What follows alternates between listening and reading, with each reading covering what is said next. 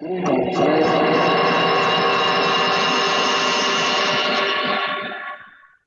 worked. Someone join with audio? Anyone join the meeting with audio? It sounds like mine is. I swear I clicked without audio. Thanks. Good evening. It's May 11th, 7 o'clock, and the Park Board meeting for Chaska will come to order. Mary, could you do a roll call for us, please? Chair Dave Downs, Here. Jason Branch, Vice Chair, Present. Elizabeth Weinveen, Here. Georgianne Keyport, Here. Zach Saressig, Here. El Hai, Here. Carly Sitch, Here. Thomas Massey, Here. Thanks, Mary. Next item on the agenda is to adopt the agenda. Is there any discussion about the agenda? All those in favor of adopting the agenda say aye. Aye. All those opposed say nay. The agenda is adopted. Move on to visitor presentation. Are there any visitors here that aren't associated with the other items on the agenda that would like to have the floor? Hey, Dave, sorry. We got to back up and actually adopt the agenda tonight, so you got to get a motion to adopt the agenda. Is there a motion to adopt? Motion to adopt the agenda, sir. Second? Second. All in favor? Aye. Aye. Aye. All opposed? Nay? Agenda is adopted. Now, visitor presentation. I heard none, so we'll close that section of the agenda and move on to approval of the previous Park Board meeting minutes. Any comments or corrections to those minutes? Is there a motion to adopt or to approve the previous Park Board minutes? So moved. Second? Second. All those in favor say aye. Aye. Aye. Park Board meeting of minutes of April 13th are approved. Item 6 on the agenda is to receive council and planning meeting minutes. Any comments or corrections to the city council meetings of April 5th, April 19th, or the planning meeting of March 10th?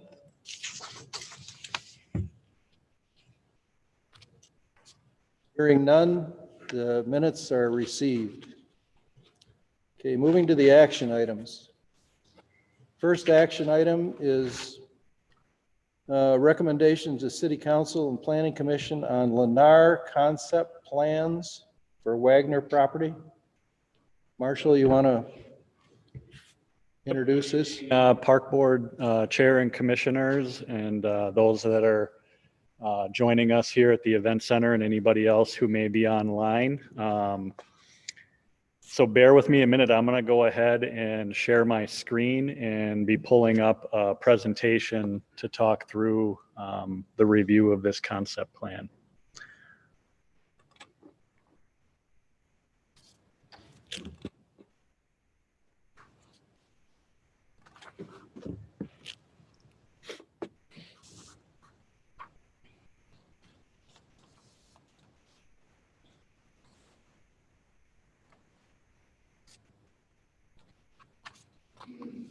Was everybody able to see that?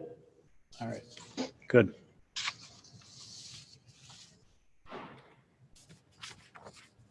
All right, so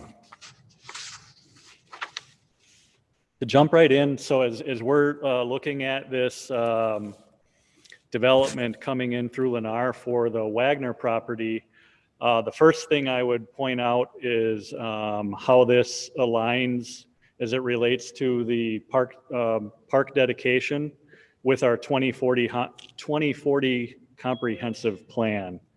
And so essentially, if you look at this map and where I'm circling here, I know it's kind of hard to see, but that red circle kind of in the upper right portion of the Chaska here, that is essentially identified as a future search area in which the city had identified the need for a neighborhood park.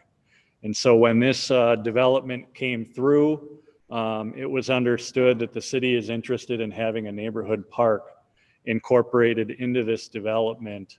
And the primary reason is we establish a goal within the city to try to have a neighborhood park a half a mile away from all residential development. And so those remaining circles are essentially the areas we're looking at into the future as developments occur as to where we would place neighborhood parks. So as we look at the plan tonight, just making that point that it is aligned with the comprehensive plan, which is our guiding document. So just to provide some context of the site we're looking at, on the map there, you can see outlined in red is the Wagner property that is looking to be developed by Lennar. It sits to the east or to the west of Audubon Road and to the east of Hazeltine Golf Course and to the north there of Pioneer Trail. And then to zoom in a little bit and then provide some context with some of the other parks that are in the area, I thought it would just be important to point those out. So the red dot on the map just represents, again, the site that's being developed. Directly south from there, that yellow dot, that is a smaller mini park that is owned and maintained by the Jonathan Association. And then if we drop southwest from there, that is another neighborhood park, Acorn Park, that is also owned and maintained by the Jonathan Association. And then circling over to the east, this is Shadowwood Neighborhood Park. That is a neighborhood park that is owned and maintained by the city of Chaska. And then as we go north, we've got Pioneer Pass Park and Washington Park. Those are both parks owned and maintained by the city of Chanhassen. And so that's essentially what's driving the need for the city to have a neighborhood park within this development because of the amount of residential in that area. You know, in context of it relating to Shadowwood Park, it is approximately a half a mile or more further.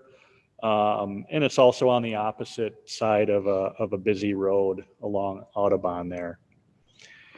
And as we look at the site, just kind of the bird's eye view, that blue dot is generally where we as the city staff have determined where we would like to see the neighborhood park located within this development. And we'll dive in a little bit more into it on the upcoming slides.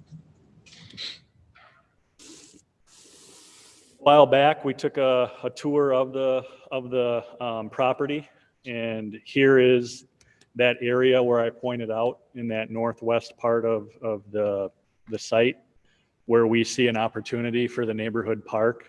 You can see it's got a nice opening there, surrounded by a lot of nice mature trees, relatively flat grade. So it was, in our minds, the ideal location for the park. And then here's another view as you would look more to the south into the future development. I know it can sometimes be hard to talk about things when you're looking at a two-dimensional map, and we all haven't had an opportunity to be out there. And so just trying to provide some pictures to give us a little bit of context of what we're looking at. So this is the concept plan that Lennar submitted to the city of Chaska to be reviewed. And what I'd like to point out is there's really a three-step process when developments come into the city. There's a concept plan, a preliminary plan, and then ultimately a final plan. And since this development includes a park, that's why we're having a discussion here at the park board to talk specifically about the elements of the park. And then in this particular instance, the overall development will be going to the Planning Commission tomorrow night, and then to the City Council this coming Monday night for their approval of the concept plan. So we go through that process, and then it moves on to the preliminary, okay? This site we're looking at is 45.47 gross acres of developable land. It's currently showing 102 lots on the site. And then as we're looking at park dedication, per ordinance, the city can take up to 10% of land on the site. We have the option of taking cash in lieu of land, or we can take a combination of some land and some cash, okay? And so again, since this was identified in our comprehensive plan for the need to have a neighborhood park, as a city, we are definitely seeking some land as part of the park dedication. But you'll see our recommendation is to do a combination of some land and some cash, okay?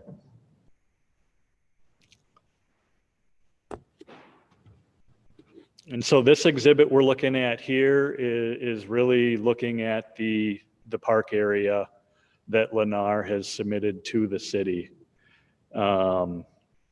And so I'm just gonna explain a few of the elements on it for us to understand.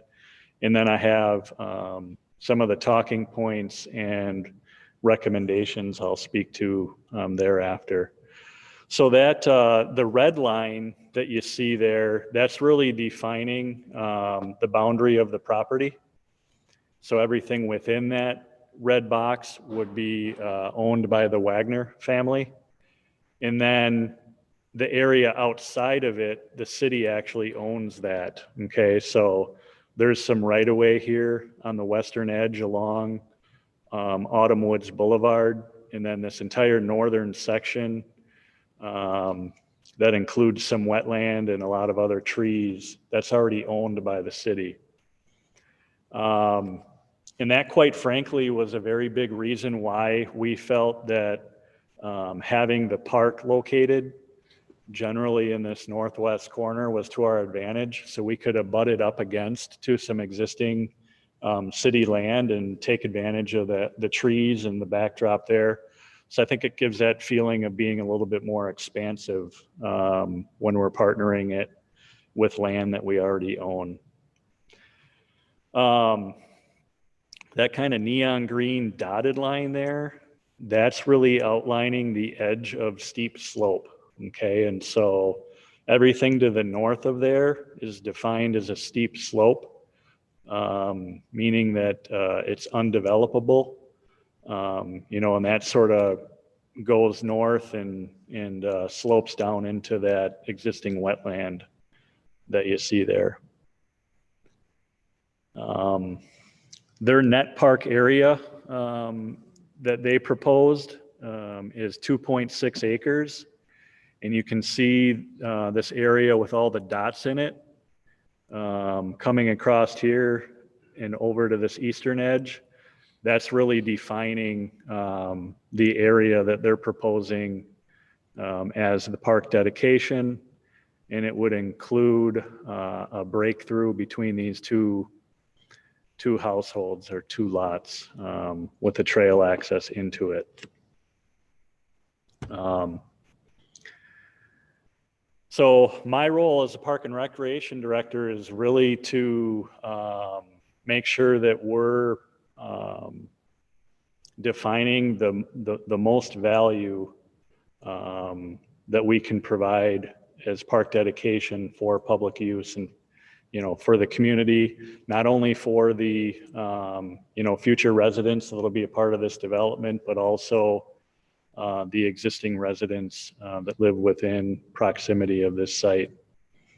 And so as I looked at this, one thing I would point out is there's some language in the current narrative that we've asked Lennar to update. So for example, we want to make sure that we're getting land dedication that's usable for the park. And some of the initial park dedication that came to us included some of those steep slopes and the wetland. And so that really cannot be counted towards park dedication. And you can see that they've updated their exhibit here accordingly to account for that. But then as I look at the 2.6 acres that exists here, I then naturally start to look at, how are we going to be able to use this as a park? And the thing that I have pointed out in my recommendation is really from lot 52 here, this kind of northwestern edge, all the way over to the east here, I would suggest is not usable. Okay, so it's a pretty narrow, kind of a narrow park area being defined there between the edge of the steep slope and the backs of those lots. Be very difficult to get a trail through there. The other thing is that if we're really considering this kind of triangular piece over on the east, I really don't see a purpose for that triangular piece on the east.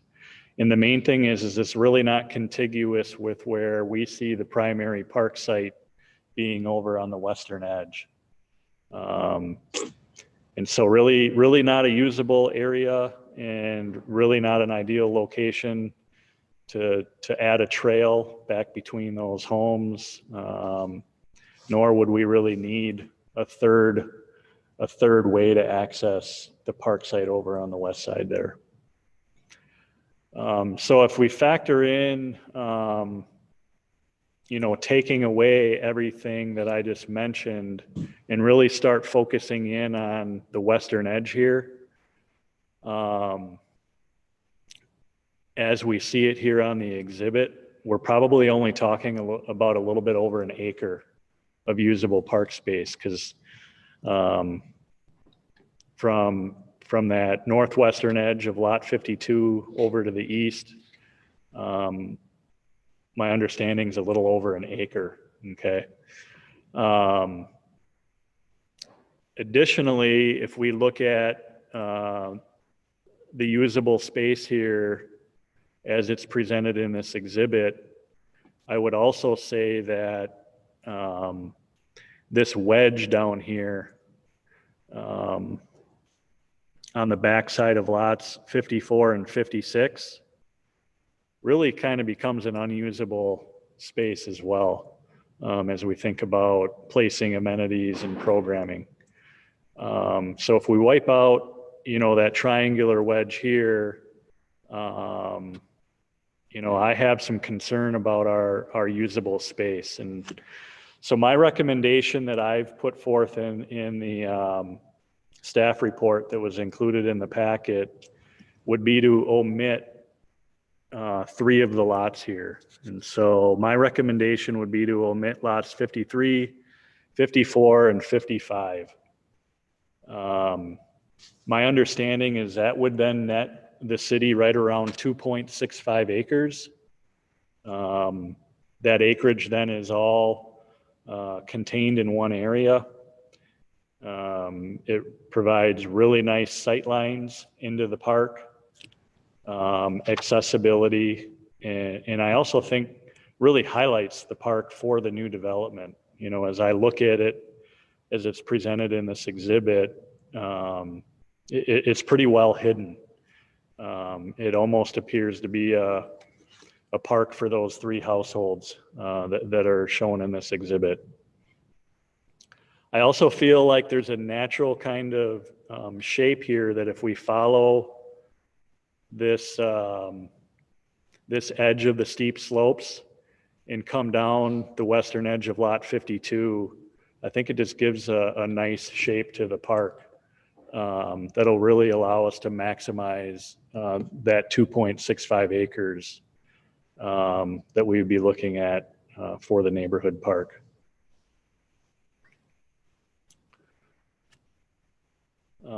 So the next slides have my talking points. I'm just going to quick look at them and see if I've actually covered them all in my description. So we talked about the usable land, the combination of receiving land and cash. Yeah. Oh, so then my last two bullet points that I would just point out as we're thinking about the park is, you know, in addition to removing these 3 lots and then having access from the development side into the park on the south, the city would also look at establishing an entrance off of Autumn Woods Road as well into the park. And so that would provide access to all the existing residents that live to the west and north of Autumn Woods Drive there.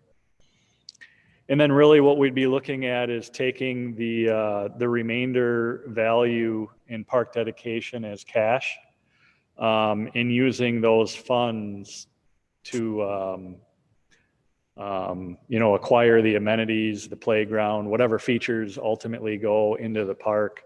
Those funds will help place that equipment into the park.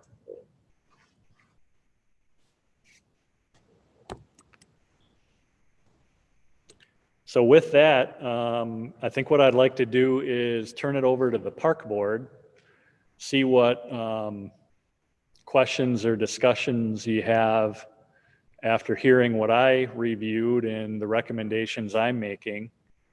And then from there, we can open it up to those of you that came to listen today to see what questions or feedback you have as it relates to the park. And then, you know, factor in that feedback and then have the park board have some further discussion. And then ultimately, we do need to seek a motion to be able to recommend to city council. So with that, I'll turn it over to the park board and see what questions you have. Marshall, Okay, go ahead, Georgianne. Marshall, what sort of amenities or what plans are there for this space? Within the park? Park area. You know, we're really not defining that at this point. You know, really at the conceptual level, we're just trying to define the space and the shape and kind of the general idea of where we want the park. You know, and then, you know, as we get more beyond the final plan approval, you know, eventually we would have some more conversation about what specifically would go in the park, and there'd be some neighborhood meetings and engagement there. So, What's the typical acreage of the parks in Chaska, since you're thinking if we omit lots 53, 54, and 55, it would give us about 2.65 acres. Is that typical? Good question. I think, you know, there's, you know, if you really look at the definition that the National Parks and Recreation Association puts on a neighborhood park, it's generally 3 to 15 acres. You know, so this is a little bit shy of that kind of 3 acre mark. But again, by, you know, placing it up against some existing city land, I think it's going to feel much bigger than the 2.65 acres. So I think there's benefit there, and, you know, strategic reasoning why we would like it there. But on the other hand, there are existing parks that we refer to as neighborhood parks in Chaska, that are smaller. They're more like an acre, so I think there's kind of a range of sizes, so to speak. I think what we're really looking at is, what feels right here and, what fits right within the development. Any other comments or questions from the park board? Marshall, I got a question. With regards to the last bullet on the establishing the park entrance, what would that be inclusive of? What would the park entrance look like? So the existing road there, there is some trees along there. And so we would want to make sure that we're providing some sight lines and, like a trail to cut into the park coming from the road off of Autumn Woods Drive there. But not parking or anything? No parking, no. Okay. Nope. Yeah, typically our neighborhood parks do not include any type of parking lot facilities. It's such a small spot already. I was just concerned. Yeah, they're really intended to be, serving that half a mile radius. So the whole intent of a neighborhood park is for residents to be able to walk or bike to their local park. Marshall, from that map you showed earlier, it looked like This one? the one where the yellow dots where you identified other surrounding parks that already exist. Yep. It looks like it's surrounded by parks put in by Jonathan Association. Is this neighborhood, does it have the potential to be part of Jonathan Association, or is this neighborhood going to not be part of that? Like, where is that conversation with the city right now? Because maybe this wouldn't even fall under our preview. So, good question. It's maybe a little bit beyond my scope, to be honest. My understanding is I don't think it is going to be part of the Jonathan Association. But that would, I think, fall under more of the purview at the Planning Commission and City Council level.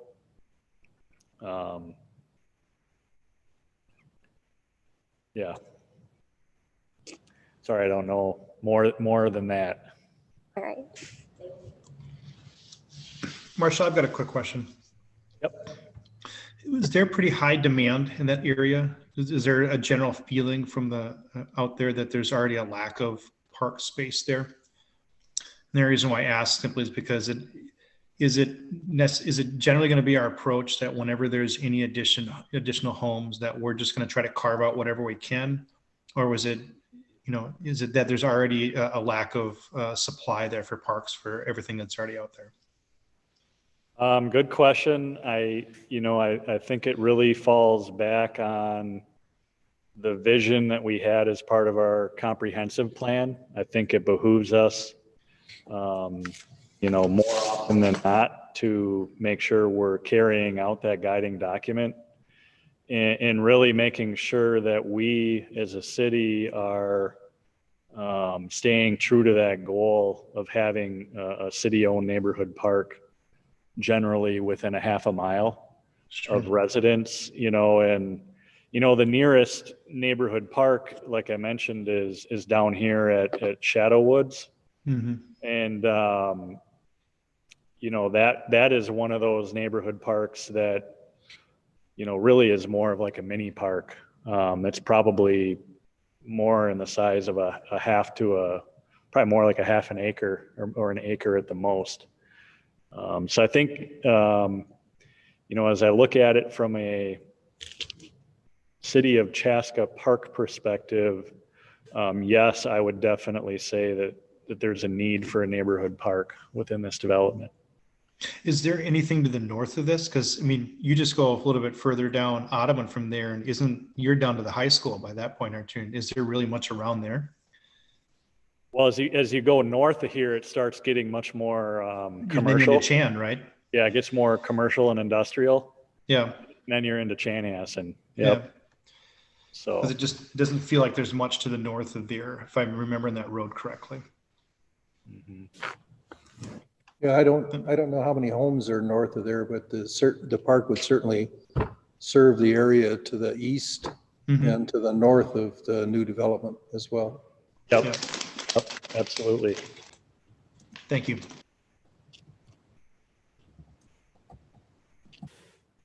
Any other comments or concerns from the park board? I Hearing have none. a, oh, sorry. I'm sorry, go ahead. Oh, I just have a quick question. Beyond like the little development area, would the plan be to try to keep most of the natural areas? Absolutely. So, the existing wetland and all the trees that are within that steep slope are awesome natural resources that will be maintained. On the park site, there's some really impressive oak trees. So yes, the city really prioritizes trees and maintaining them. So, our approach is to minimize taking away any of the natural resources as possible.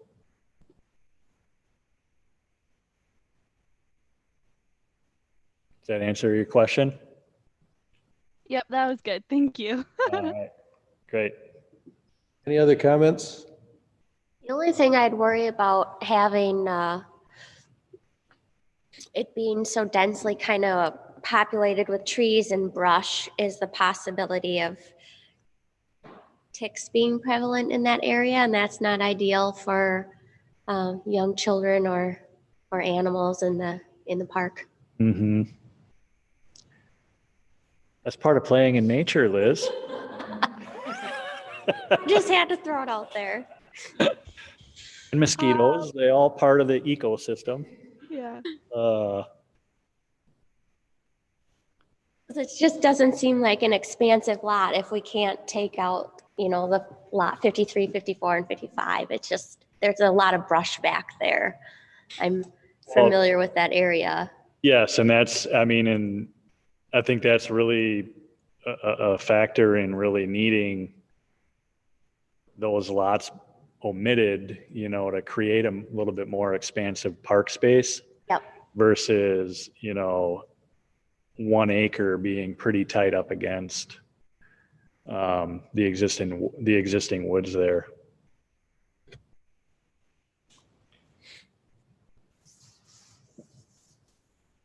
Any other comments or questions?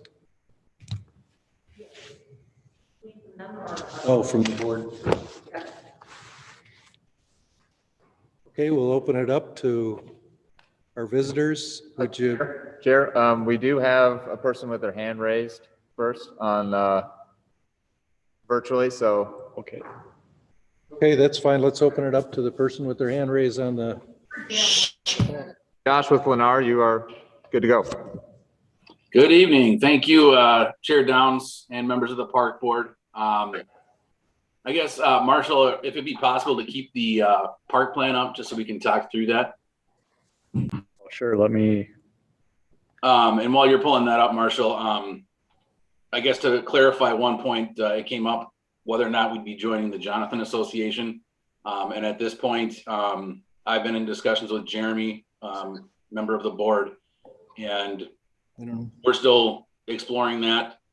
We have some questions that we're working through. Our attorneys are reviewing the covenants and bylaws to see if it's something that would work. So it's something that's still in discussion. Certainly haven't made decisions one way or the other yet, but just want to let everyone know that that's still being discussed, is on the table. I want to also say that, we're excited to be back here in Chaska again with an opportunity for another community here. I do understand Marshall's recommendation for removal of lots and wanting to make the park more clustered on that west edge. So we will probably be revising the plan a little bit to replat that eastern edge to make relocate a lot over to the eastern area that would not be accepted as park. And so, yeah, we're understanding that we'll need to remove some lots from this area of the park, but hoping that, because this is along the steep slope here in the wooded park area, these are prime lots for us.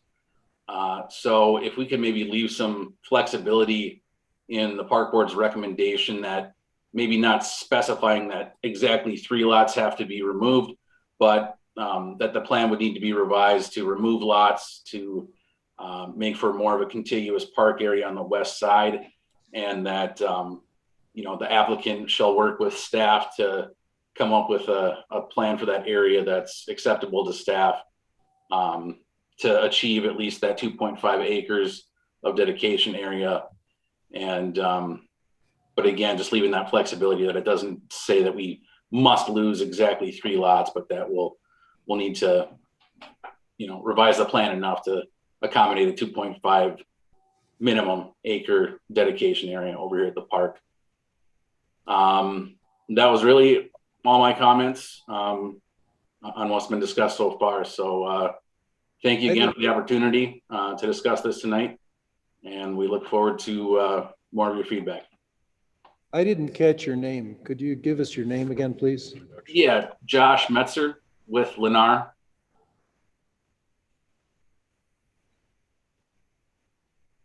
Thank you. Thanks. Chairperson, we also, it depends on how you want to do it. I know there's a few people that have their hand raised in here, but we do have one other person virtually with their hand raised. So up to you on if you want to take a few people in here first, or Let's take her. Okay. And then if people can also, when they're in here, just give their name and address as well. Thank you. My name is Emily Rome Welter, and I live at 2887 Ironwood Boulevard. Thanks very much for having us this evening, and for everyone online. I'm actually here not just on behalf of my family and our household, but I do have a signed petition from 110 households in the streets surrounding the proposed development. Happy to share those as they are finalized. I'll be presenting them both to the Planning Commission and to the City Council. I'm here because we are exceptionally concerned about this development, including the park issues that we're talking about here. I'll direct the comments that I have today principally to those issues, although I will be touching, on density as well. This land is 45.46 acres, and we are happy for the Wagner family as they've been able to sell it, okay? No one here is saying, of the 110 families, don't sell the land, please don't sell the land. That's important to note from the outset. It's their land to sell. On the other hand, there are 150 acres around it, which hundreds of us have purchased, invested in, built on, and built a community on for the last several decades. The density that is proposed here, including the density that would be using the parkland, is not at all similar to the existing and surrounding neighborhoods, not even close. That will be addressed in depth at the Planning Commission, at the City Council meetings by a number of us. When you think about it, on the parkland piece of it, it's interesting, Marshall, you mentioned that a park of about 2.5 acres, if we could put back up that perhaps the piece maybe on a split screen, or they don't need to look at me, whatever you prefer. The 2.5 acres you referenced as a mini park, that is the park that is presently existing that is maintained by the Jonathan Association. Do you remember that? He mentioned that one yellow dot, then there was another yellow dot. That mini park is paid for by the residents of the Jonathan Association and has been maintained and paid for by us for years and years. And while we're happy to share our parks, we are not happy to fund the enjoyment of another development that is not going to be participating in sharing in that.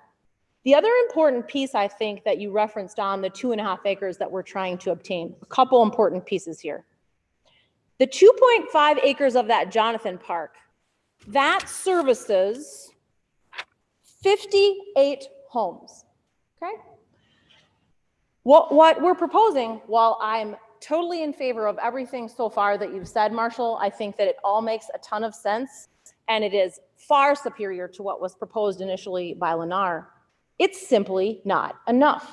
They're saying they want 102 homes in here. So how are 102 homes going to be on parkland that was previously considered sufficient for 58 homes? It doesn't make any sense. So I would really encourage this park board to think carefully about the amount of land. We heard Marshall state that 3 to 15 acres is more of what you would call a park.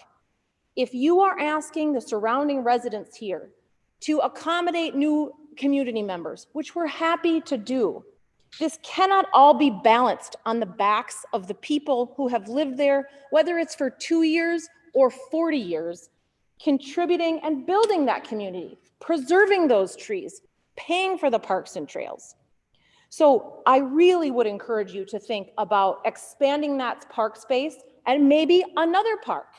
Because if you look at that big 45 acres, are you telling me that the people down in the southeast corner, are they going to go all the way up there? Or are they going to come to the other parks in the neighborhood? And again, we want to be good neighbors. But when you are faced as a community with this kind of infilling development that does not match in scope, tenor, or quality the homes that presently exist, it's exceptionally upsetting.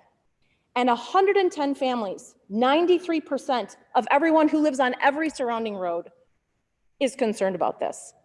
And so we ask you sincerely to really carefully look at what they're proposing here. Think about the density here. 102 homes compared to 58. 102 homes compared to 19 over on Julian. Doesn't match up. A couple other really important pieces. When you think about park location, I would imagine as the park board that you consider traffic. Is that true? What traffic will be going by a park? I would think that that's right.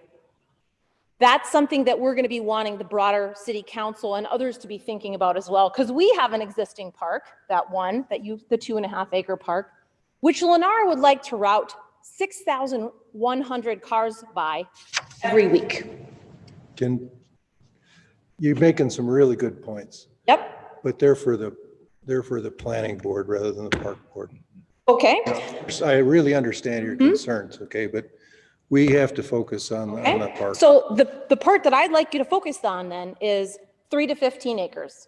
I also think that it is outrageous that Lennar would say that you should give them carte blanche to put the park where they would like and not identify specifically the lots.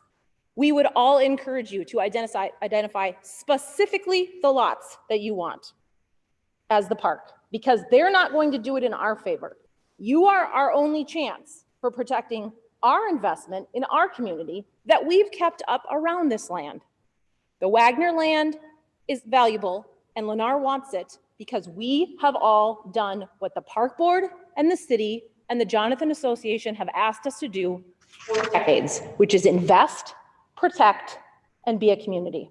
So we would ask you to please consider strongly our opposition to what they are doing here. Make a park big enough so that we're dealing with the density that they are proposing here. Does anyone have any questions for me? No, I don't hear any questions. We appreciate your opinions on this. Thank you very much. Thank you, Emily.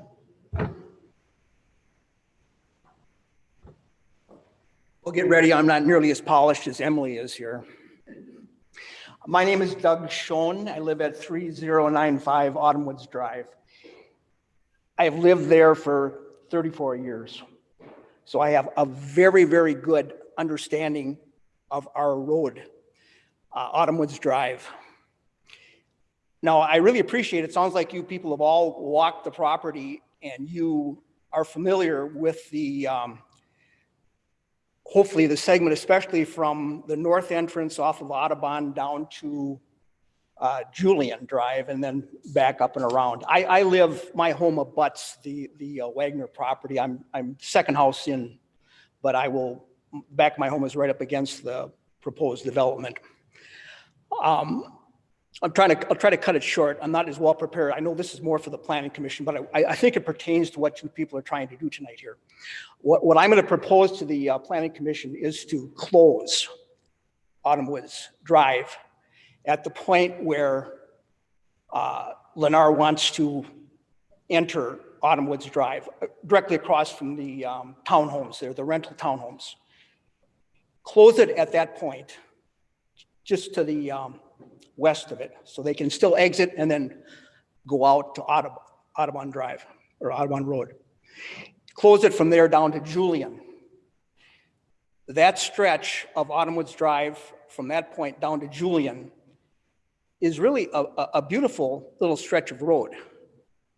No homes, takes a nice little dip, it winds, beautiful big cottonwood trees on either side, Lake Hazeltine to the north, and the marshland with the steep surrounding slope to the south. Most people never even pick up how beautiful and picturesque that really is, because they drive very fast through there. A few other points that I just might make is that some of the detracting part of it is that people use that to get rid of their alcohol, empty alcohol bottles and their trash. It's a secluded little area down there. I know very well because I walk my dog religiously and I pick all that stuff up. So I'm just bringing this up because you probably are not aware of it. But it's a beautiful little stretch. I'm proposing you close that down, remove the pavement, make a trail, make it part of what you're proposing to do, let people enjoy it. It could be turned into a very nice little nature area down there, as long as you don't have cars buzzing through there. This is in alignment with trying to get rid of all the traffic we know is going to be added to our street. I've lived there for 34 years, as I said. It's basically a shortcut. Autumn Woods Drive and Acorn Road, as it comes out on Pioneer Trail, is a shortcut for anybody who wants to get from Pioneer headed north on Audubon Road. They avoid the stoplights. Before Chanhassen High School was opened up, I could count the number of high school kids that would cut through there at a pretty terrific speed every single morning. As soon as the Chanhassen High School opened up, traffic slowed down in the morning and in the afternoon when school got out. If you watch the people coming out of the multifamily, the rental townhomes there at the top of the hill, majority of them go down Autumn Woods Drive. Target, Cub, Quick Trip, they get their gas. Why would you go to Audubon? You got stoplights. They just take the scenic route, nice winding scenic route through Autumn Woods Drive. I've always wanted that our street be closed so that it wasn't a throughway from Pioneer to Audubon. I think this is a golden opportunity to utilize that little stretch I've talked about and control the traffic, make our street much more livable, walkable. We've got numerous people who walk their dogs, take a walk, elderly people, young people, kids, young moms with their strollers. If you add all this traffic, people are going to be afraid to go out on the road. There are no sidewalks. We have to walk on the street. So my point here for you being the park board is that you maybe put an idea in your head. Maybe you never even thought of this. I don't know. But I'm putting the idea in your head that this might be part of your plan to incorporate that segment of Autumn Woods Drive with your park plans. Okay. Take advantage of our little natural resource we have there that's basically not even noticed. So, thank you. Thank you, Mr. Schoen. We do have Jeremy from the Jonathan Association that has had his hand raised for a while, but Get right back to you, okay? We'll get back to you. Go ahead. this is the first time we've had people in person and virtually with hands raised, so it's trying to navigate it a little bit. Go ahead, Jeremy. Thank you. Good evening, Park Board, and thank you for taking a few moments to hear our thoughts. So I am here not as a resident of Autumn Woods, but acting on behalf of the Jonathan Association. I do serve currently as a board of director as well as the president of the association. And the Jonathan has made it clear to the City Planning Commission in writing, as well as to Lennar, that is our intent to welcome developments like this that abut existing Jonathan membership neighborhoods into the association and provide these members with the same benefits that the existing members have. And it is our sincerest hope that Lennar makes a decision to join the Jonathan Association and really complete what is the Autumn Woods development. Ideally, before I move forward with any additional points, I would say that, you know, this neighborhood being tucked in where it is, and specifically to this meeting, the park where it is, could all be completely avoided if the Jonathan Association accepts this Lennar development into our development. This is a park that I'm standing outside to give you a little bit of a reference, because I think it's relevant. So behind me is Juliet Park, and this is Jonathan Association owned and maintained. And here at 7:52 in the evening, there are children playing, swinging on the swings. And just beyond these homes is Walden Park. Walden Park does not offer a tot lot or any amenities.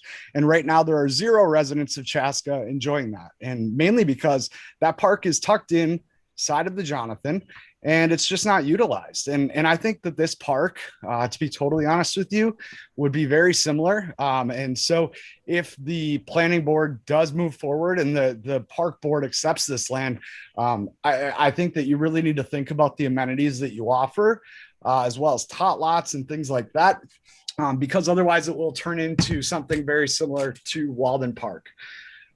Lastly, I would talk about, on behalf of our existing members in Autumn Woods, I'm very concerned about the idea that you would try to create some sort of entrance off of Autumn Woods Drive. There currently is not a trail system on Autumn Woods Drive, and it is a busy road. And without ample parking for these members or residents of Chaska to pull in and utilize the park, I'm not sure how they're going to access this. We certainly don't want children walking down Autumn Woods Drive to be able to access a park. And we also don't want, you got a 12-year-old joining tonight.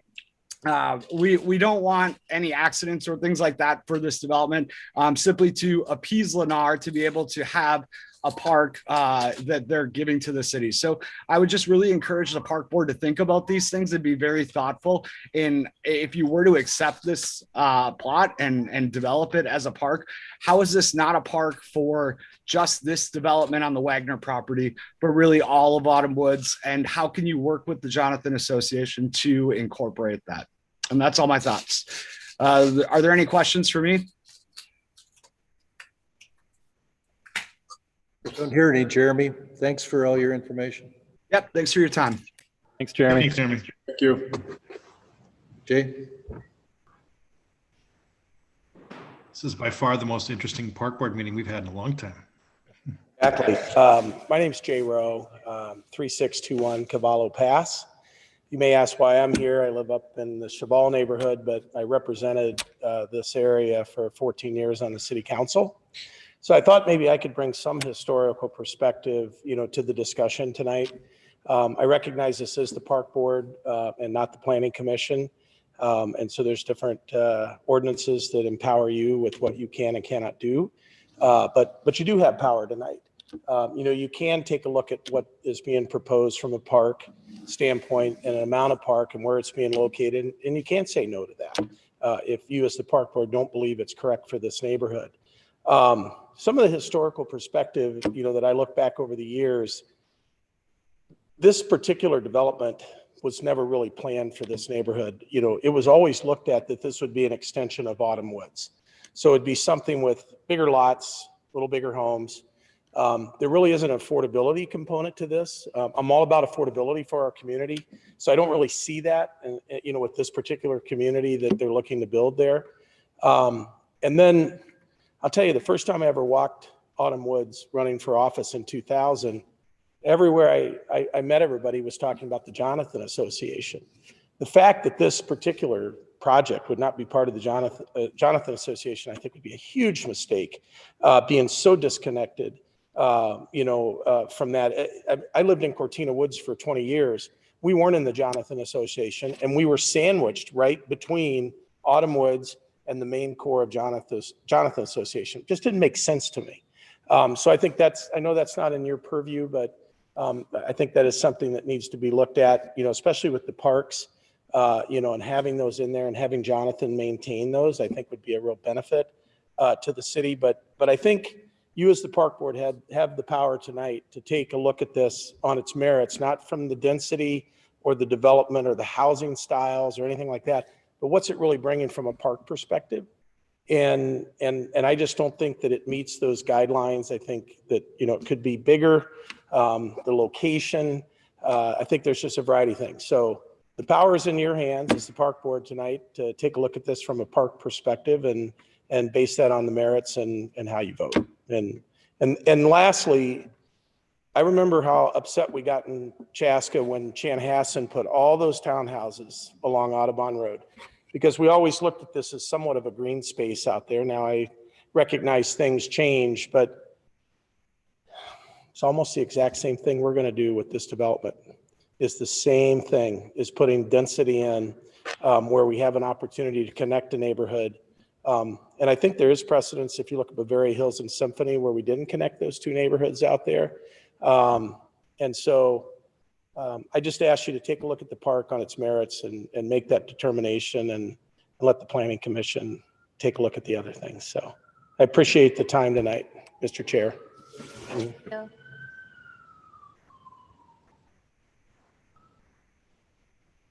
Hi, I'm Kirsten Taylor, 2893 Forest Ridge. We've been in the neighborhood for 20 plus years, and I do have to comment on Dave's point. I walk Autumn Woods. I walk our dog every day, and it's a beautiful spot, and it's a beautiful walk with that sunset and coming up that ridge. But we have almost gotten hit several times by cars, so that's a traffic issue. I get it. I do want to reference the planning or the park comprehensive plan. In the first line of that, it says open space is so important of the 2040 comprehensive plan. And in looking at that, I'd ask what your plans are for trails and ponds. It's great that you're keeping the wetlands and things like that, but right now we don't have any kind of trail along Autumn Woods. And it would be great to have a trail that kind of goes around, an entire park. I'd also ask you to look at, in the plat design, the original plat design, I believe there was a mirror image of our park on the other side of it, our little mini park in Autumn Woods, which would include the park and a pond and a fountain and just space and trees and things like that. But the one good thing I think they did with the condos across at Chanhassen is there are beautiful marshes and wetlands and trails around everything. We walk there a lot, but we walk a lot along the sunset, watching the sunset go down around Hazeltine. And it's beautiful, and but there are no trails, and it's a danger. It's not a lot of people walk there, and there's no access. You have to jump onto the boulevard to make sure that you get off the road.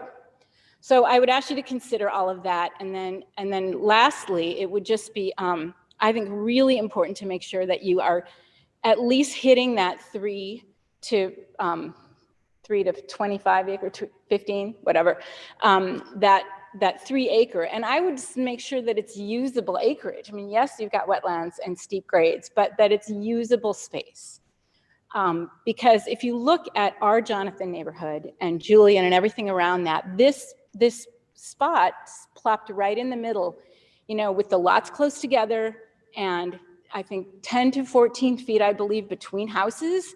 That's not like type to Autumn Woods, not at all. We're 50 feet from our neighbors, if not more.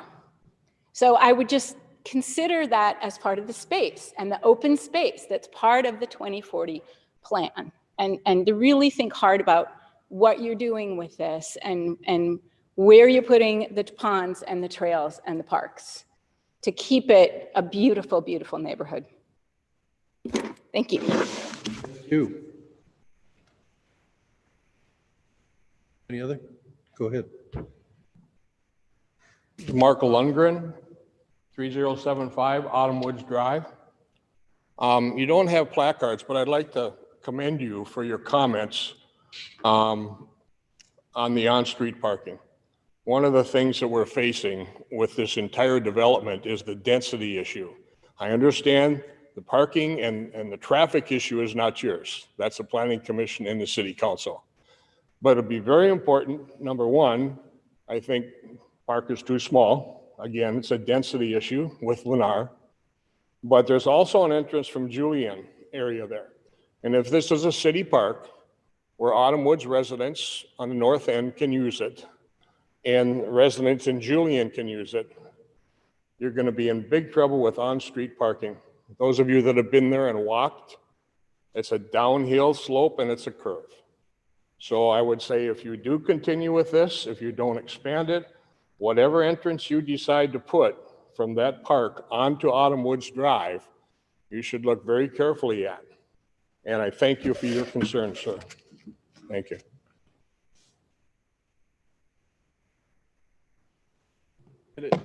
Can I just make sure that we're clear, this is a neighborhood park and not a city park, correct? Correct. Right. Thank you. Okay.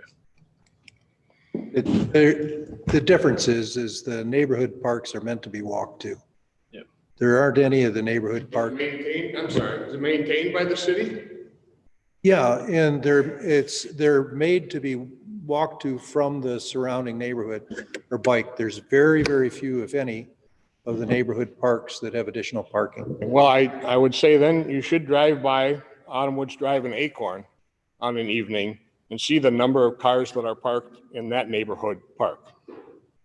Is it a separate parking lot or is it parked on the street? Parking lot. Yeah, that's what I'm saying. It would be parking on the street. It wouldn't be a separate. That is our concern, is that the parking on the street for the park and the entrance to it off of Autumn Woods with the curve and the hill. Thank you. Thanks. Any other comments? Sure.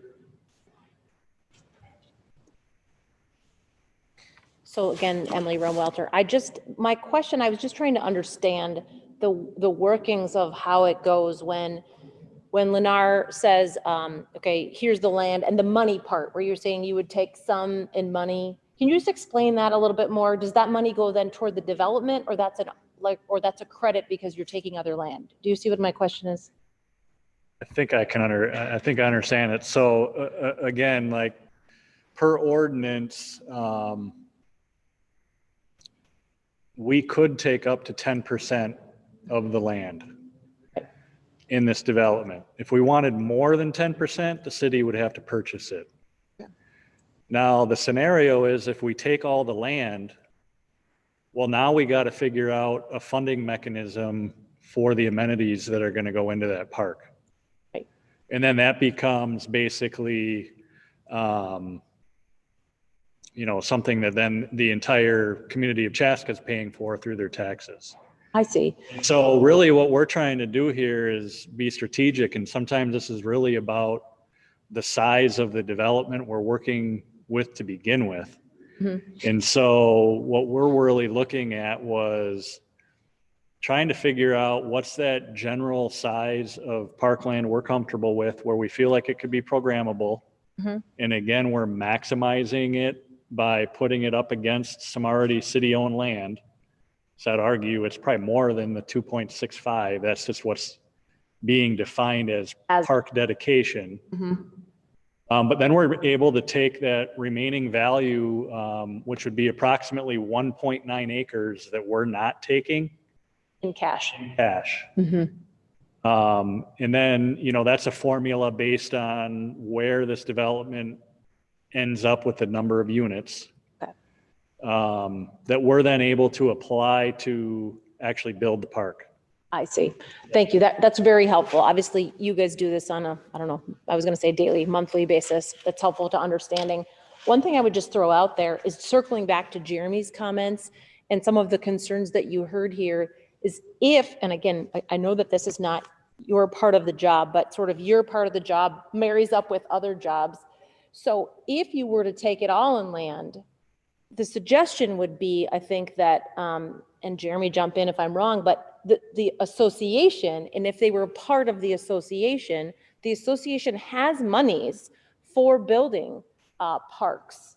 And so taking more land to serve a denser neighborhood would be more in line with what we were all thinking. And then we understand the cash piece, marrying that with the Jonathan Association and some of those dues and their other cash to build a park, I'm hopeful is something that is at least enters the discussions. Again, I know it's jobs from various groups. So I just wanted to thank you again for listening to us. Probably, maybe it was one gentleman said one of the more exciting or maybe longer meetings, and we've had longer ones. Much longer. We really appreciate it. And I have a question for Emily, if that's all right. Yes, Emily, absolutely. it's Zach Saresik. I'm a member of the park board. Thanks for being here tonight. Thanks. I was the gentleman who made the comment. This is a pretty exciting meeting compared to other meetings. If you could boil it down to, you talked about concerns and you talked about a petition. What specifically is the overall, the general wants of the residents there? It sounds like nobody's against the development, but maybe it's the number of lots. It sounds like nobody's against putting a park there, but maybe want it to be bigger than what's being talked about. Well, what specifically do the residents want there? Right. I think you're right on there. So overall, the main concerns stem from the density of the proposed development. Everybody wants a park, no question about that. That was one of the main concerns. And I think, again, Marshall's comments really started to go towards solving those problems. So the density then, and Zach, the traffic, and the fact that presently they're in discussions, which is hopeful and great, but they're not yet a part of the Jonathan Association. The traffic piece, again, not your problem, but Lennar is estimating almost 900 additional car and delivery truck sort of pieces of traffic. That's on a daily basis coming out of there. So that density of 102 flowing into the other neighborhoods is really a big concern. So I would say density, traffic, get an appropriate park and trails, hopefully have it be part of the Jonathan Association. And so again, not saying don't come, we want the community's growing, but how do we shape it so that it is appropriate for the people who want to buy there, and then also livable and appropriate for the people with whom they will become neighbors. So. Excuse me. You'll have, if you would like to speak, you will have to go up to the mic. Zach, does that address before Kirsten your question? Yeah, it does. And I really appreciate everybody being there tonight and online as well. It's really great to get to hear from residents specific to what we're talking about in terms of expansion of parks in the city. And to the extent that as your discussions go forward, if there are other pieces that you probably don't want to hear from us again, but if there are other questions that you're wondering about, we're happy to be available, any of us, I'm sure, any and all of us, for you as a resource. So thank you again. I appreciate it. Thank you. You want to say something else? I think Kirsten Taylor again. I think Emily covered it, but I think the concern is if it does become part of Jonathan, and we hope it does, and she hit on all the other concerns, is that they're like type. They're not close together lots. We've got space. It's like type housing. It's not going to, bring the value of everybody else's house down by plopping this dissimilar neighborhood in the middle of Autumn Woods. So the similarity part of that component and being part of Jonathan and everything that we've done to create that wonderful neighborhood is a big concern. So thank you. Are you all going to the planning board meeting tomorrow? Yes. Good. Can I make one more comment here? I don't know if people can hear me. I'm Nicole Loading. I'm at 2867 Ironwood. I've got 3 little boys, and just to answer Zach, a big thing really is safety. So we go down to our little neighborhood park on Butternut all the time. There's families, there's dogs, there's middle school kids. Bikes are piled up there. They're playing, wiffle ball. And if we, again, look at 100 roughly new homes, 200 plus new kids, and you've got to think about that volume and what's a safe capacity, not only for the parks, but also the sidewalks and the existing neighborhoods. So I think safety, for the families is a huge thing. Thank you. Thanks, Nicole. Thank you. Also, Jeremy does have his hand raised again as well. Yeah, good. Thank you. I wanted to answer Emily's point and I think the question and just kind of reiterate if I could and hearing some of the additional comments from members and questions from the park board. So the Jonathan has already invested. Last year we invested about $120,000 into Acorn Park. This year alone we're investing an additional $70,000 into what we call Ironwood and Butternut Park. Putting in new equipment, new park benches, expanding the play space. And if we were to look at this park space in the city were to step away and the park board were to step away, the Jonathan would be happy to take that land and work with Lennar on those monies to add the amenities required to create a really great neighborhood park that was really tailored more for this development, because we do have really great park space for the existing. To the last resident's point, and I apologize, I didn't catch your name. But there are limitations to these parks, and when you add a group of houses this large, we're then being good neighbors going to need to look at what kind of investments we need to make and changes that we need to make to service these neighborhoods. And this isn't just specific to Autumn Woods. It really speaks to the Jonathan community and our partnership with Chaska that we are good neighbors. We don't put up signs that say, non-members are not welcome here. We've never been that, and we don't intend to be that. So we would love to see Lennar join, and we'd love the Jonathan to take on this land and work with Lennar to develop a tot lot and trail system that makes sense. If that isn't the direction that they want to go, or if they still do join the association, but they really feel passionate and the park board wants to take on this land, we'd really like to work with you guys on the amenities that are going to be required to service not just this community and this neighborhood park, but also the surrounding neighborhoods. Absolutely. Thanks, Jeremy. Thanks again, Jeremy. Any other comments? We're going to close this part of the discussions then. You're welcome to stay. I'll speak. I'll finish us off here. My name is Gretchen Kleinsasser, and I live at 2868 Ironwood Boulevard. I also have a young child, and Nicole already touched on the parks, but I think it's important to talk about the trail system because we love being out and meeting new people. We just want to do that safely. And as kids grow up, they get more adventurous. And so to have trails and teach kids about the safety around that with new neighbors, I think it's really important to keep that in mind. I would also echo Emily's point, to have it in writing is really important, to have what you propose and what you would like to move forward. I encourage you to be specific in the number of lots if you choose to support that, so that Lennar can execute that safely for everyone in the community. So thank you for your time. Thank you. Yes, sir. I'm just curious about the process. I mean, you give your recommendation to the Planning Commission? No. We make a recommendation to the City Council. Okay, so after this meeting, you will all come together and form a recommendation to the City Council? We will discuss it tonight and we'll make a recommendation, and Marshall will carry it off to the City Council for us. Is there a way then that we'll all know what your recommendation turns out to be? Because as it stands right now, I don't think we agree with what they're proposing. Am I wrong? I don't know. Well, so can I? You can stay here and we're going to make a proposal tonight.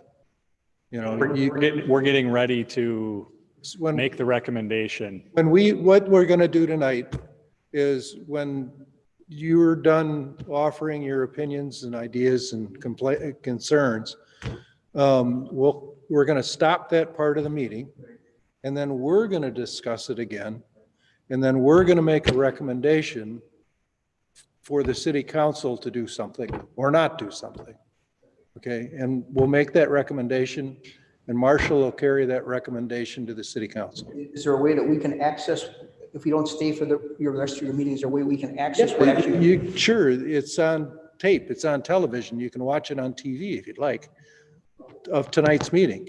Or if you don't want to do that, it'll certainly be in the minutes of this meeting that will be posted, I don't know, 2 weeks? Or you'll also see it as a item for the council meeting on Monday. So you'll see what our recommendation is to the city council as part of their agenda. Will be as part of the minutes of the council meeting? So, The city council meeting? so ultimately, we will be writing a staff report that will provide the background and the recommendation to the city council, and that goes into their packet that's available online as part of their overall agenda packet. If we go online to the city of Chaska's council meeting, we will be able to access that. Yes, yep. So you'll just want to look for their agenda packet for their upcoming Monday meeting. You say that will be on. That'll be online. Yep, yeah. Anything else before we close this part of the meeting? Yes. My name's Camille Wickstrom. I live at 2874 Ironwood Boulevard. So I have a question for Marshall. So it seems like the allocation for park lane is really based on the land itself and the property. Is there any part of the formula that takes into account the density? Is there any piece that says this is the size parkland for this number of people? Emily kind of talked to that a little bit as well. But does that go into your consideration, or is it, what is the topography? How does it fit? How can we make, a park work in that land? I'd say it slants more towards the latter, figuring out more of the topography and the shape and all that. I mean, So if there were half as many homes, that wouldn't change necessarily your proposal, right? I mean, you're not looking at how many, that there's 100 houses or 50 houses. yeah. It's really what fits there. And I get the mix of percentage of land versus the cash to be able Yeah. to support them. I see there's like, if they were putting up 5 high rises and we're talking 5,000, Right. there's probably a certain kind of point there, but Okay, but not specific that you're trying to achieve a specific space for the number of homes, the number of people, the density, any of that. correct. Yep. I think I'm looking at, generally, I think 2.65 acres is a good size park where we can have a nice playground along with some open grass area for play. And then again, we've got all that other existing city land with the woods and whatnot. And I think there is opportunities for some trails that we can put in there. I think based on what I'm hearing, a lot of the feedback is over the safety concern on access from Autumn Woods Drive. I think that's something we're going to have to look into further. And, that's really part of this process. This is really the concept level, and it's great to hear the feedback so that as we get into more of the details, we're factoring in the feedback and the concerns that people have. My main point of making sure we have an access off of Autumn Woods is how would anybody else on the other side access the park? And I want to make sure that it's available to the existing residents in that area. And so that's really the intent of that access. Great, thank you. Yeah, thank you. Thank you. Marshall, I have one quick question. Yeah. What's the disconnect between Lennar and Jonathan? It appears that there's a reason why Jonathan's not being allowed in there. What's the disconnect that's been communicated? Good question, Zach. I don't know. I'm really not a part of those conversations with the city. Okay. I know it's not as relevant to us in terms of the park space, but in some ways it feels like it's running into this though, because if Jonathan wants to take over the park space there, that seems relevant to what we're talking about. Yeah. So I think it's good for us to know that those conversations may still occur. But I think for tonight, we just gotta base our recommendation based on what we know tonight and off of what Lennar has submitted to the city for us to review. Okay. Sounds good. Thank you. Yep.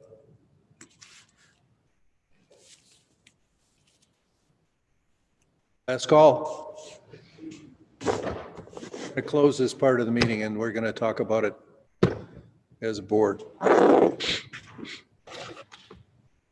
Lots of input. Good stuff. Yeah, it's great. Yeah. Love it. Absolutely love it. Yeah. I think we got to try to make sure that we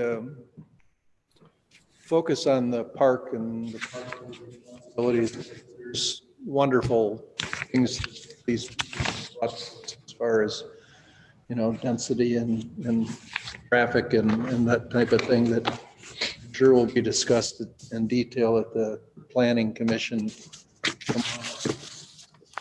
So I'd like to open it to the board to discuss what we should be recommending. Should we proceed with the recommendation as outlined in the draft that Marshall prepared for us, and which would include omitting the 3 lots and developing the 2.5 acres into parklands?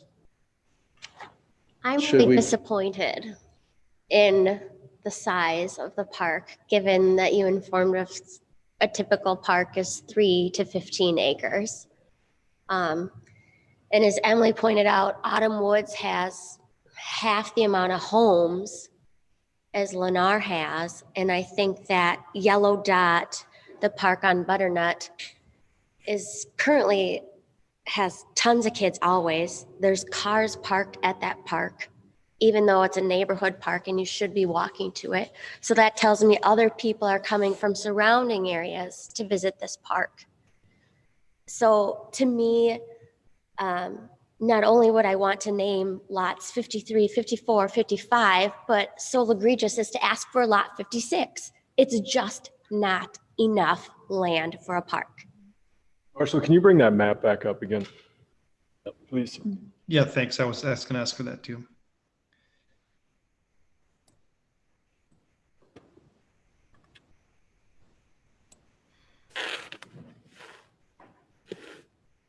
Well, can I ask a question? So you're suggesting this lot here, Liz? I think she was just arbitrarily picking a number. I'm very familiar with this area, but you know, on the picture, it looks quite wooded as well. So I'm not sure if that's, you know, the appropriate lot, but you need more space for a park that's supposed to support this amount of community members. And as Zach mentioned, if you drive down Audubon, I guess it would be north, there's no parks in that area either.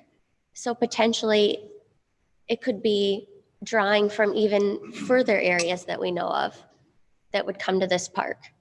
So I just feel that the 2.65 acres is not enough. I have a question. We talked about omitting that narrow strip behind, you know, lots 45 through 52, as well as that eastern wedge. And I heard a lot of people talk about trails and needing trail system and how beautiful the Autumn Woods Drive walk, even though you're walking in the street, is. I see a great opportunity for, you know, expanding that park space by taking lots 53, 54, 55, but also I see a wonderful walking loop. If there was a trail added around Autumn Woods Drive on the north side of that existing wetland and incorporating some of the land that Lennar had initially proposed just south of the wetland, you know, you could really have a nice walking area. And I'm sure some people in that higher density area are going to want to get out away from their neighbors that are only 5 feet away from their windows. I'm always in favor of more trees, more parkland, more space to just walk around. It's not always necessarily a bigger play structure, because I have little children too, but I know someday they're not going to want to play on the swings and they will want to ride their bike on a safe loop.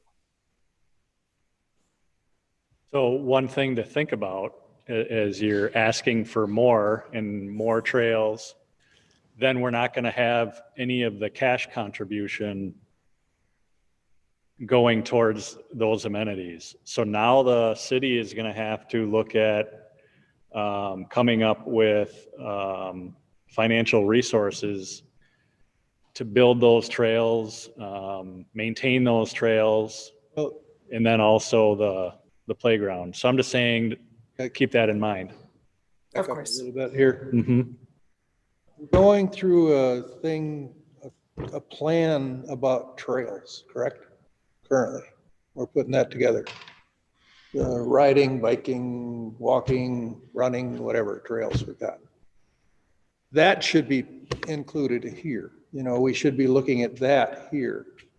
I don't think we should be looking at what we want to do with the playground park here as part of that discussion, because we're not going to be able to do it all. Like Marshall said, we're not going to be able to build the playground and do all that stuff and put in a path right away.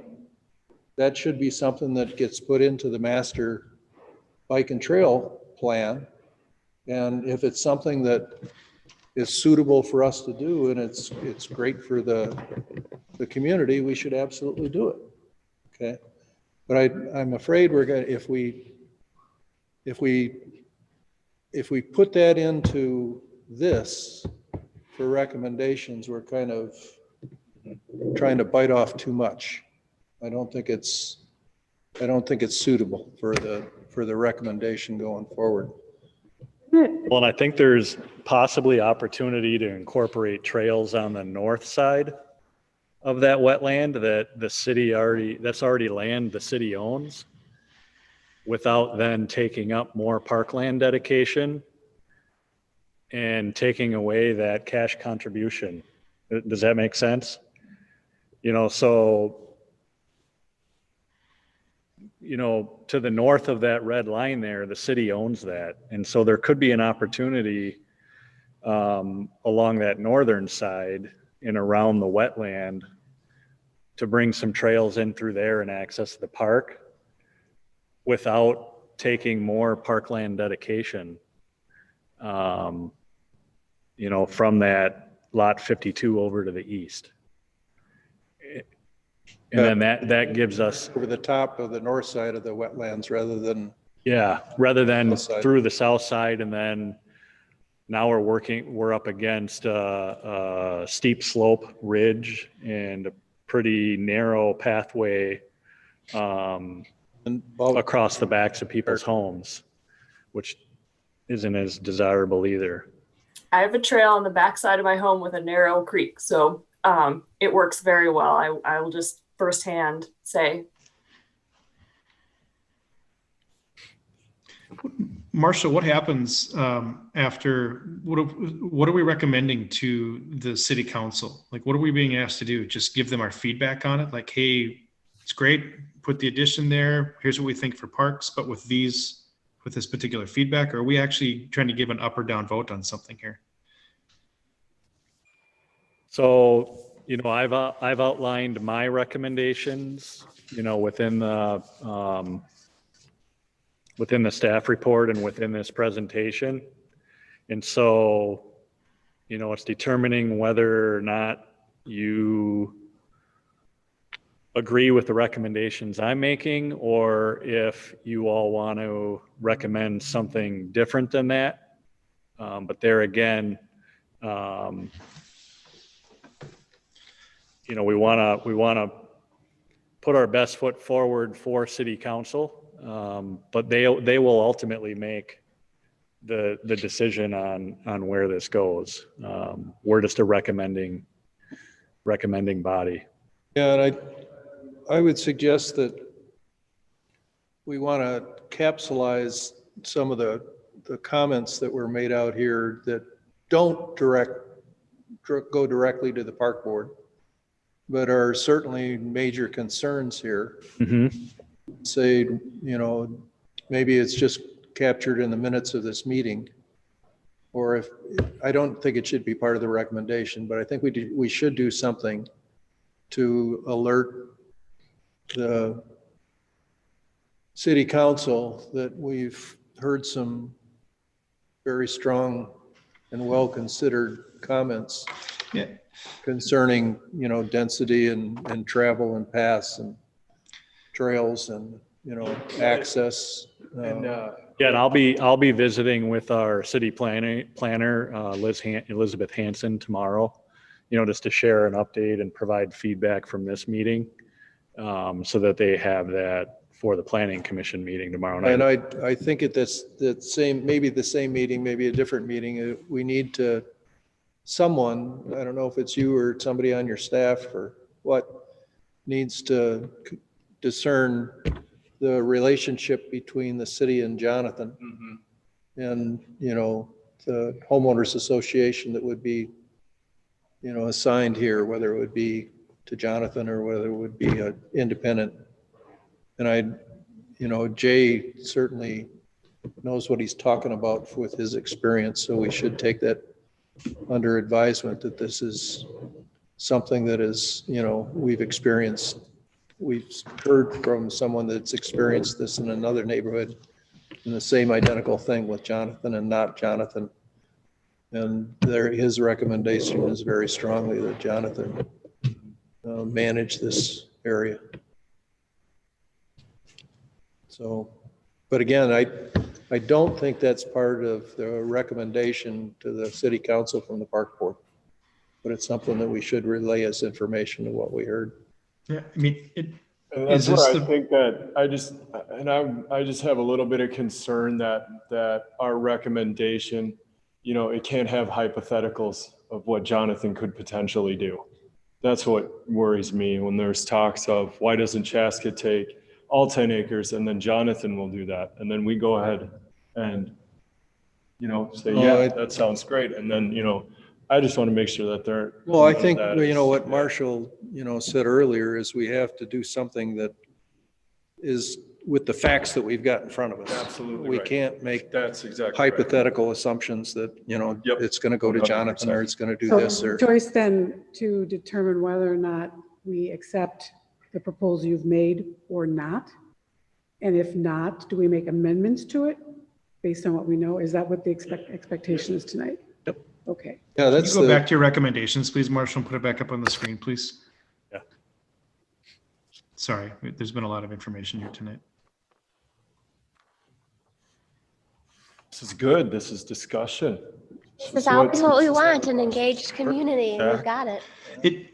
Is this the first opportunity that residents have had a chance to weigh in on some of this stuff, or is this just them still trying to get someone's attention about the density, the safety, the size of the park?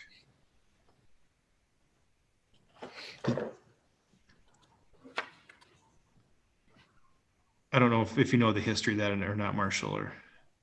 I'm sorry, what was again, Zach?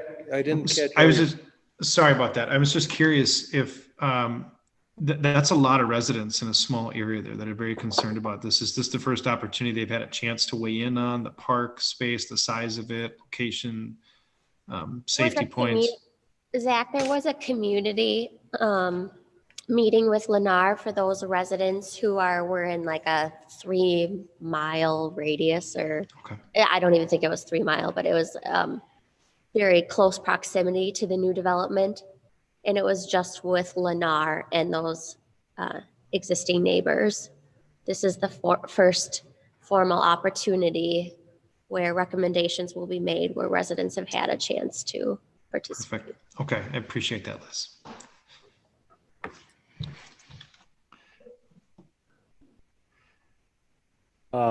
So the bullet points within the talking points here speak to the recommendations. And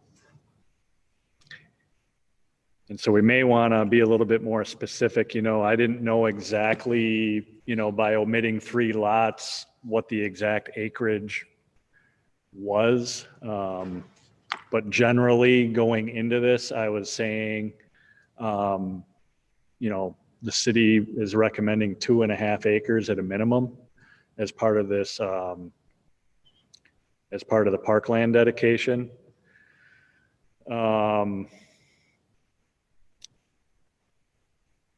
And so essentially the recommendation is receiving part land and some cash. So that's part of the recommendation.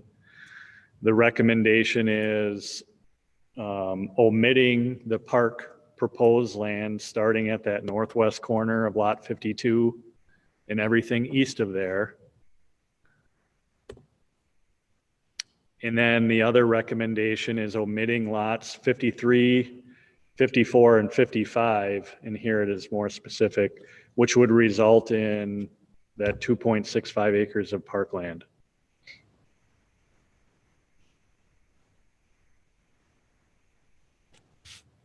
Yeah, and I'm sure that Lennar is probably going to reconfigure the plotting of this anyway. You know, it's probably not going to. I would bet dollars to donuts that they would, if they eliminate 53, 54, 55, there's going to be a reconfiguration of the other ones to get at least one more lot somewhere. If it's up in that triangle like he suggested or something. So I think this is fine the way it is, but you know, you're right.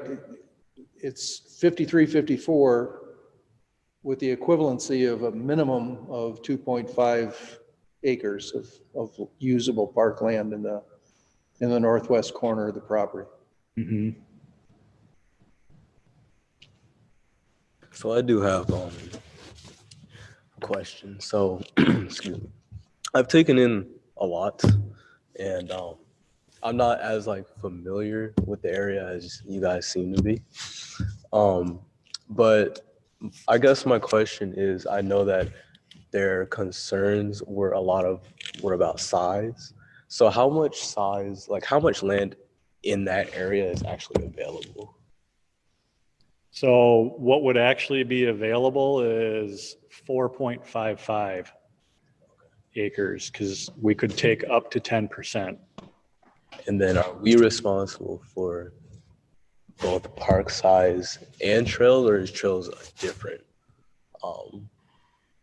issue or a different board, I guess? So good question, Jalen. Trails become sort of another amenity that we would consider as part of the connectivity of the park, or some of the activity you could do within the park. And to your point earlier, when you said that if we were to expand the park size, then we would have to, then like the price of the amenities would like be a focus, or we couldn't focus on those as much. It'd have to be a problem with, or it'd be something to focus on with, was it the city council? Was it?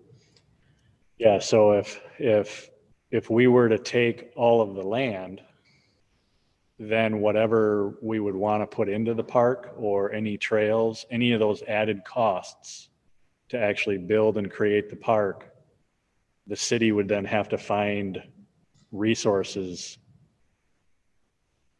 to build those, to put those in. Yeah, I just wanted to clear up some things, because I know I had to try and balance certain things that we had to focus on along with their concerns. So I just had to clarify some things. Marshall, is the alternative that we just don't have a park and we just take our 10% cash? Because I would really like to see more parks in our community. I think if they're going to build there, I think it'd be nice to have a park. Well, I understand it's not a city park, it's a neighborhood park, and those are probably generally a little smaller than city parks. Taking aside the density issue, I think that's not for our board to really discuss what that would be. But to your point, I think it is maybe a little on the smaller side, and we can go up to 4.5 acres.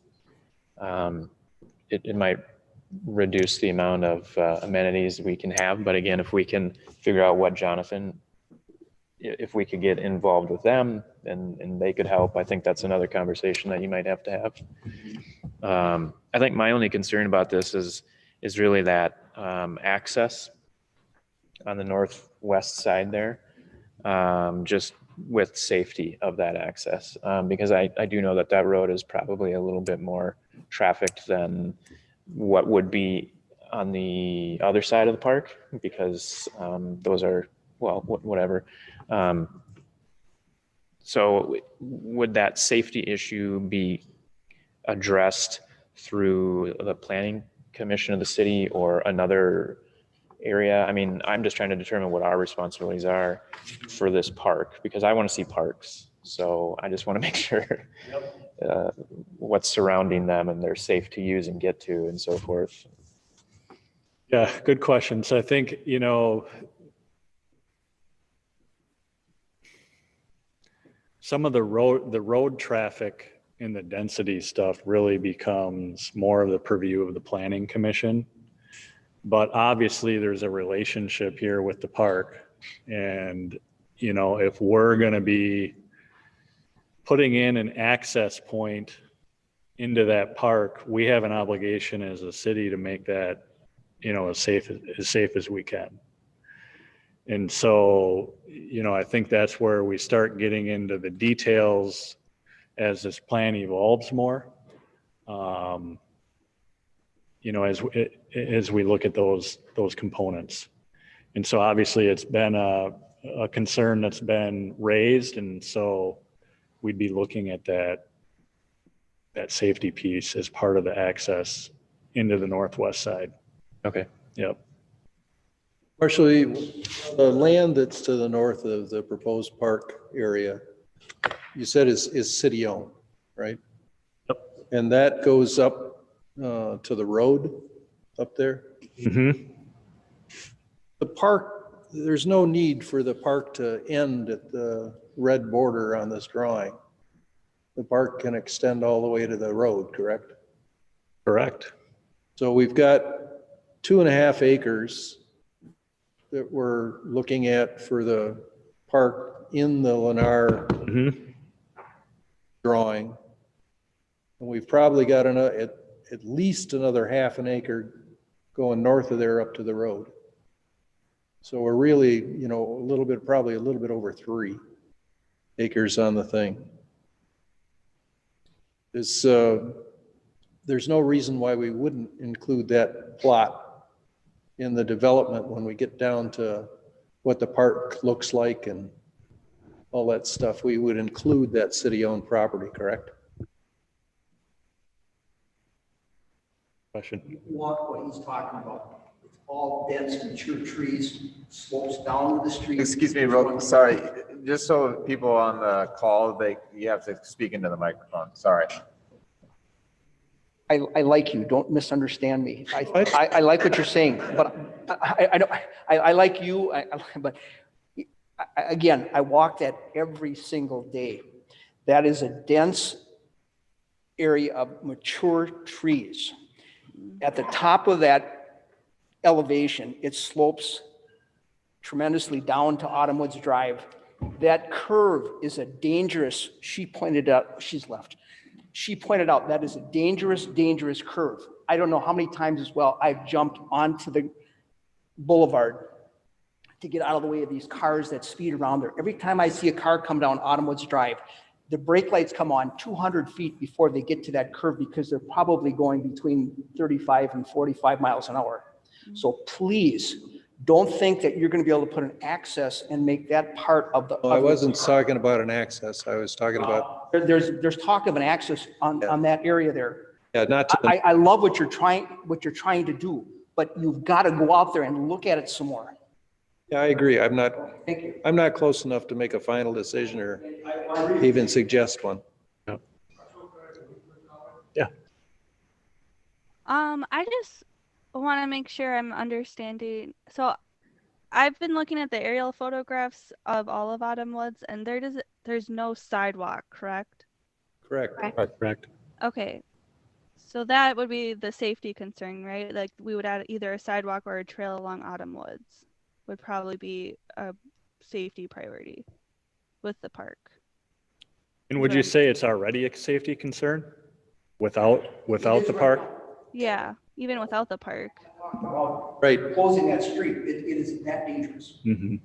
It really is. Again, 34 years I've got experience. A couple of the residents pointed out safety concerns about it. Yeah, okay. Mark Lundgren again. You're looking at an old guy, class of 67, Chaska High School. I was 66, but not Chaska. There you go. The city has always found, and I understand budgetary concerns. I worked for the county for many years as an auditor, so I understand that. But I would encourage you to take the land. You'll find a way to build what you need. You may have to budget. I don't think that that park is going to be developed, in the next year or so. But I was involved in the planning of the community center, the first ice arena. Take the land. Don't worry about what you're going to do or how you're going to pay for the equipment, because once you don't get the land here, you won't be able to come back and get it later. Thank you. And I think that speaks to the advice that Jay, a former council member for the city of Chaska, spoke about this evening, and he speaks from plenty of experience. We've got one shot to make this right. So we need to request more land for the residents who are already here and taxpayers of the community and the potential new residents that are coming into Chaska. The price point of these houses that are going in lends itself to young families with lots of children who are going to need a park to play in. Hear, hear. Yeah, if I look at the plot, the drawing here, what's proposed with taking out those 3 lots takes that whole northwest corner from, the edge of below the curve of the street coming in. When you say take more land, I don't know where you would take it. That's not for us to do the planning tonight, okay? But I don't see if you said, okay, we don't want 2.5 acres, we want 5 acres. Where would you carve out 5 acres that would be suitable for a park without, I don't see where it would fit in something like this. I think it's tough to say because we don't know the actual acreage of the lots, so it's really tough to say. 52 also. And like you said, that Lennar has the right to reconfigure and do that, but I think just our recommendation of taking 2.5 acres, I don't think that's good enough. Our recommendation should be, at a minimum, 3 to 5 acres. 4.5 would be the max. 4.5 is our max. Yep, 4.5 sounds good. For purposes of what you take to city council, I agree with what you've outlined, but with a strong caveat of we would strongly suggest that in working with Lennar and whatever configurations they come back with, that we push for more land and better rather than settling. This would be an absolute minimum recommendation of taking those 3 lots. And I know they're upset about the 3, but at a minimum, taking the 2.6 and with the strong recommendation to look for more and to push them to do better with what they're able to carve out in this plot for the better of the entire community. But everything there seems at a minimum like a good recommendation, in my opinion.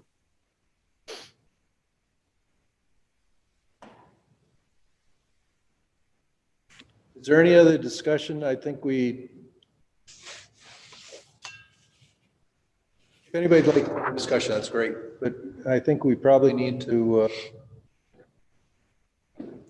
put something forward and take a vote on what we want to do. I just want to make sure that, yeah, everybody understands that if that full, which again, I'm leaning towards more acreage for the park. I've driven by this land many times, and as a disc golfer, I had my own dreams for this property. So yes, my heart are in the parks. That's why I sit on this board. But we do have to keep that into consideration that if we do take the land, where's the money for this park going to go? Or come from? It's going to be a little bit more difficult. So we do have to keep that in mind. Well, I think the question is more is, normally better, okay, but is this adequate? Is the 2.5 acres that's there and the city land that's just north of there, as much of that as we can use, is that adequate for a neighborhood park? And Marshall has said that's adequate for a neighborhood park. If you had more land, what more equipment would you put in there? What more would you do with it? Would it really be used? I don't know.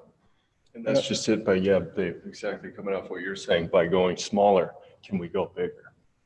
And the amenities be better. Yes, maybe we're shrinking the land size, but then is that allowing for the amenities in the park to be greater? I had to look up online, how big an acre is. So people tell me they got 2 acres and I have no clue on how big that is. An acre is about 200 feet by 200 feet. Okay, that's a pretty big area. It's a pretty big area, particularly for a playground. So Marshall tells me that it's enough land to put in a good park for the neighborhood. I have to agree with him. Some of the comments tonight from the people that the density is the issue. Right. And that there may not be enough, or they don't view it as enough as compared to the other parks around them. I find that very compelling. Is it an option to go back to Lennar and say, we want 4.5 acres, or I don't even know how to come up with the right number. You please revise your plan to accommodate that. Is that an option? Well, it would be a recommendation to city council. Right, is that something? And then city council would factor that in with their discussion. I think that at that point, it is much more bigger picture because they're taking into account the conversations it's going to have with the planning commission tomorrow night. And I think as a city, they're wanting to also, they want to work with the existing neighbors, but also the developer too. It's figuring out what feels right. But yes, you could make a recommendation. You want the full 10% of land to the city council. And then, yeah, that would definitely have to require quite a bit of reconfiguring of the whole development. Yep. Marshall. That's the burden that they have coming in later into the development area. Lennar, that's their burden because they're the last in. So now this has all got to fit with what's already existing there. And if that's what has to happen, that's what. The challenging thing for me is because I think we should max out the park space, but that's more of an emotional want. And also after hearing from residents and the feedback that was shared, and it's supposed to be represented in this petition that's signed by, I think she said 100 and some residents. But the other thing is what's the financial implication? How much money are we looking to get from giving up that percentage of the space to Lennar? What's the cash contribution to giving versus what the outlay would be for us in terms of what we have to pay for the amenities there? And what are we potentially looking at by not taking the cash and maxing out the land space? Those are things that I would like to know, and that information isn't available here tonight, though. Yep. So I think the current formula for cash contribution is $4,000 per residential unit. You know, so if we have 102 units in there, if we were to take 100% of the cash, you know, you'd be looking at $408,000. Where this sits with generally at 2.65 acres, in that remaining balance of 1.9 acres not being used, it's about 41% of that value not being used. So I think it was, you know, we'd get a cash contribution right around $180,000 that we would be able to use towards placing the amenities park. And if Jonathan was involved in this, would they then, what would their contribution be? What would they pay for? Or is it just an ongoing maintenance? And I don't know. I mean, that's a whole nother conversation. Jeremy is also, if you'd like Jeremy to speak to that, he's great. Sorry, I got to quit sharing my screen so I can see everybody on the line still. Hey, Jeremy, if you'd like to address that question, feel free. Yeah. Yep, absolutely. So it would actually be probably best actually if Lennar did not deed this to the city and to the parks. That's really not how it works in an HOA. So what we would like to see happen is if Lennar does join the Jonathan, that this would be common area property of the Jonathan Association. And the Jonathan would work directly with Lennar to determine what their cash contribution would be, as well as within our, $1.4 million we have in reserves, what we would contribute to the build out of the park. So the park board also, I just want to state this, the board has the opportunity to decline this if they so choose. There are many other developments like this, and I'll pick out Sagewood as an example.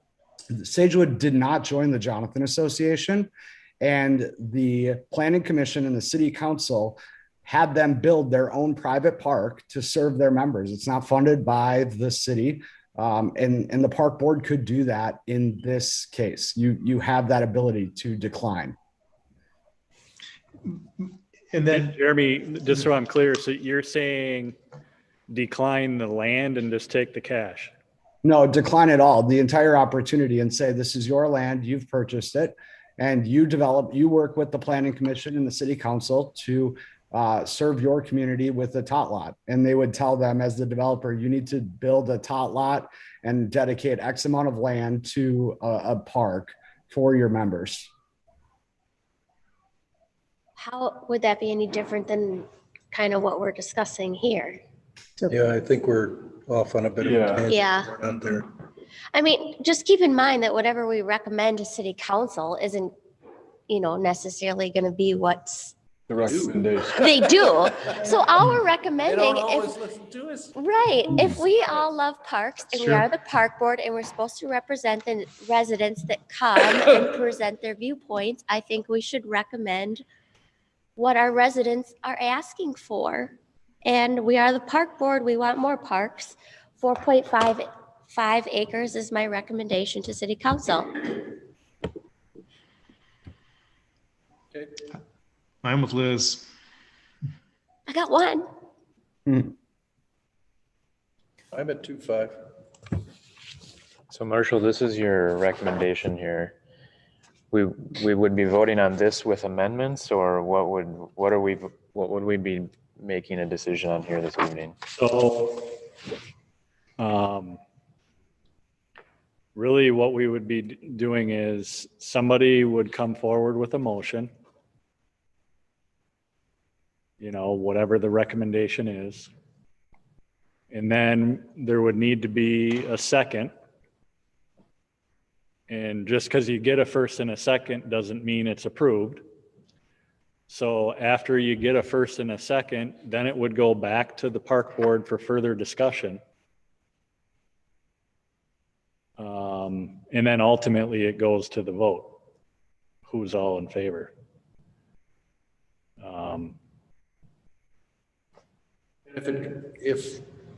If it doesn't get approved by the park board, if it's not a majority vote, mm-hmm. then we would have an opportunity to make another motion for something else. Go through the process again. Yep. I think we ought to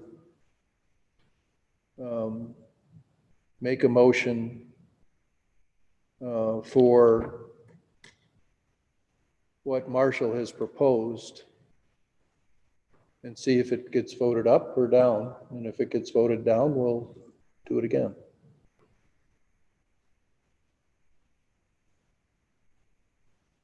Is that reasonable? Start. Will someone make a motion to propose what Marshall has outlined here with the 2.5 acres and elimination of the 3 lots? Lots being 53, 54, and 55, correct? Correct. So I've got it sort of spelled out with some language here to work from. So sorry, what? I've got it up there on this conclusion slide, how you could make a motion recommending to City Council that staff recommendations listed therein for park dedication be incorporated into Lennar's preliminary submittal to the city.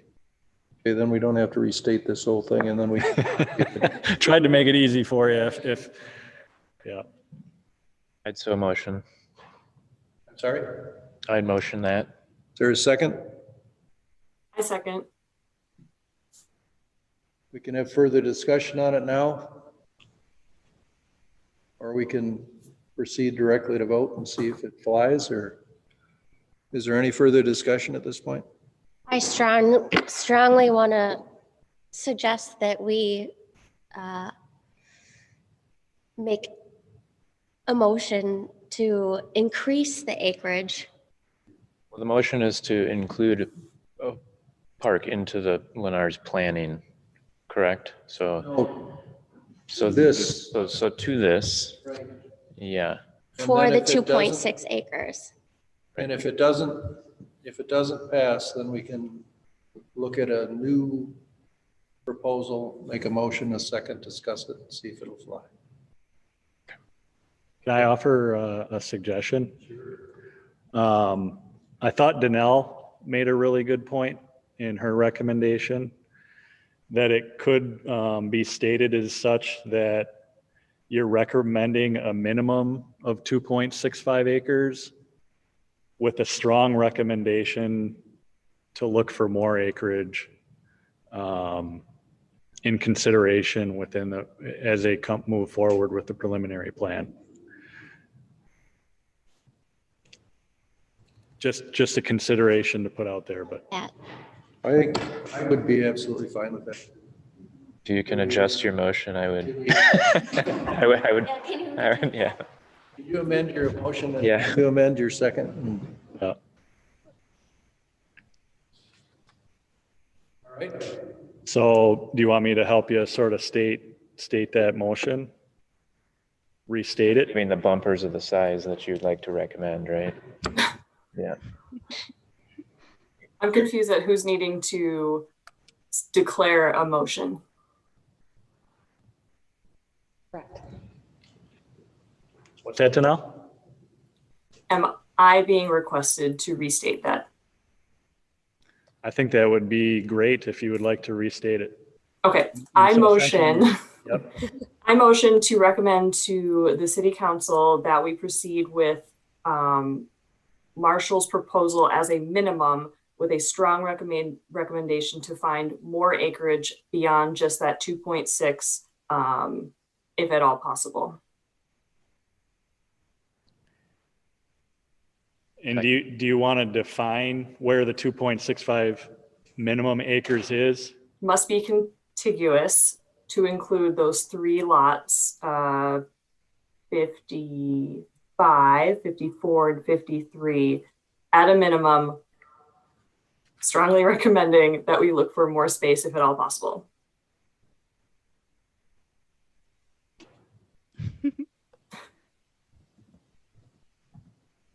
Did I leave something out? And then I would also ensure that we're omitting the acreage being proposed from the northwest corner of lot, what was that? 52. 52 over to the east. Yes. Not inclusive of the steep space behind lots 52 to the east, including that, not including that wedge on the eastern corner that was proposed in Lennar's initial proposal. Mary's fingers are getting a workout here. I'm sorry, Mary. Good. But I think that's good to include all of that detail into the recommendation. Got? Yep. That was the motion. So Is there a second? I second the motion. Any further discussion?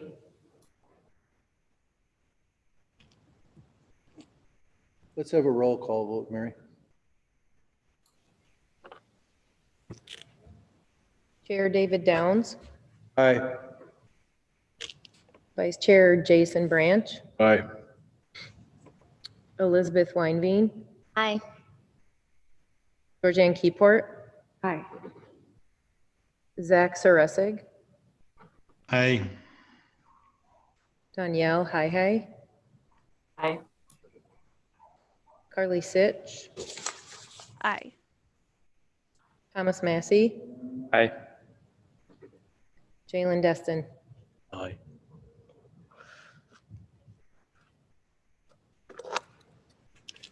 Can we move on to the next item? We're halfway through the agenda. Chairperson, I can just make one comment. For anyone that is looking to join the planning commission meeting, they meet virtually on Zoom. So there will be no meeting here tomorrow. For the meeting information, just go to the city's website, which is chaskam.com. On the home page, you'll find that information. So just in case anyone was going to try to show up here tomorrow, you'll be able to get some good food, but you won't be able to watch the planning commission from here. Okay, item 7B, recommendation to city council to approve Carver County SHIP grant agreement for youth soccer. Right. So another action item before you tonight. This item goes back to some of the previous discussion I had shared with the park board a while back on some conversations I've had with Carver County and some of the other surrounding communities around this concept of Park RX. So really looking at how we could work with healthcare practitioners to literally prescribe time in parks as part of a treatment plan.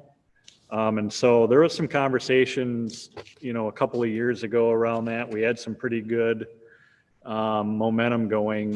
And then once we were in the midst of this pandemic, it just was not the right time to continue those conversations.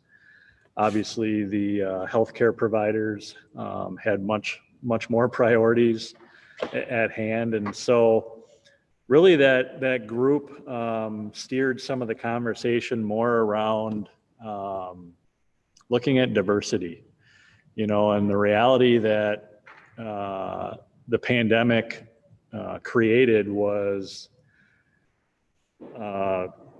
sort of shining a light on how much more people were getting outside and enjoying the parks. And we were really wanting to explore kind of this question around whether or not people in in more of the diverse communities are enjoying the parks and what barriers might there be. And so we've had some conversations trying to put together some more efforts to work with that community, and Carver County along with Scott County, was interested in initially focusing on the Latinx community. And so as of recently, our recreation program manager, Aaron Link, has been a part of those conversations. And with her connections with the school district cultural liaison, they identified a gap in some of the soccer programming as it relates to 7th and 8th graders. And so we put together a program that we're going to be able to conduct down at Riverview Terrace. And, you know, really one of the things we were wanting to do was removing the barrier of cost to be a part of that program. And so reached out to Carver County to see if there are some available SHIP grant dollars to support some of the cost of this program. You know, that goes towards the coach and some of the equipment to get up and running. And so we're really appreciative of Carver County's support in this direction. And so they're coming forward with a $1,000 grant that we would be able to use as a city to put on this program. And so because it's an agreement, it's a formality where we need to make a recommendation to city council, you know, for them to approve this agreement between the city of Chaska and Carver County to accept this SHIP grant funding for the soccer program. I've got a couple of questions. Yep. You mentioned that you're monitoring this thing, you know, doing these different things. Who would that be that's going to? So the intent will be to, you know, have some of our recreation staff be on site during some of the practices and whatnot, because another thing we're trying to glean out of this is generally just having more conversation with the families at Riverview Terrace, understanding what other recreational things they're interested in, potentially understanding what barriers may exist. The county has an interest in understanding, you know, usage of county parks and what barriers may exist there. So really just creating more relationships and trying to understand, you know, how we can better serve people in that community to be able to access and enjoy some of the recreational opportunities that exist. Result in the ongoing program in subsequent years with 7th and 8th graders over there? I think we'll assess it. You know, I think this is just the introduction, and we'll see what the response is, and then should we decide to continue it further, that may be a program that we just bring in within our recreation department. Yeah, it'd be nice if we could find a park board member that's part of this as one of their goals. But we'll see. Yeah.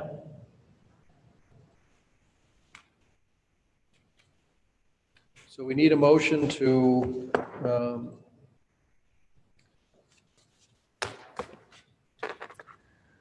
recommend that we accept this SHIP grant and authorize the program as outlined.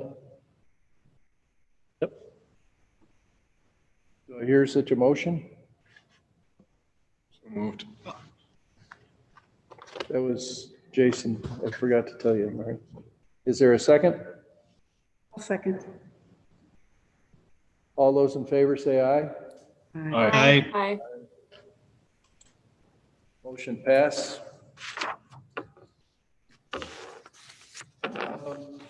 Okay, moving on to discussion items. Pedestrian and bike master plan. Excuse me. My water went down the wrong pipe. Would you like me to start out with this, or would you like to start, Liz? You can start, sure. Okay. So I think as everybody knows, but I'll repeat it, that Liz is our park board representative on the project steering committee. And then Jalen is also serving on the project steering committee as well as a youth representative for the pedestrian and bicycle master plan. Since the last time we've had a park board meeting, that project steering committee hasn't met yet again. They're actually scheduled to meet next week, Wednesday, May 18th at 5:30 p.m. Tuesday, May 18th, is it? Tuesday, May 18th. Thanks for the correction.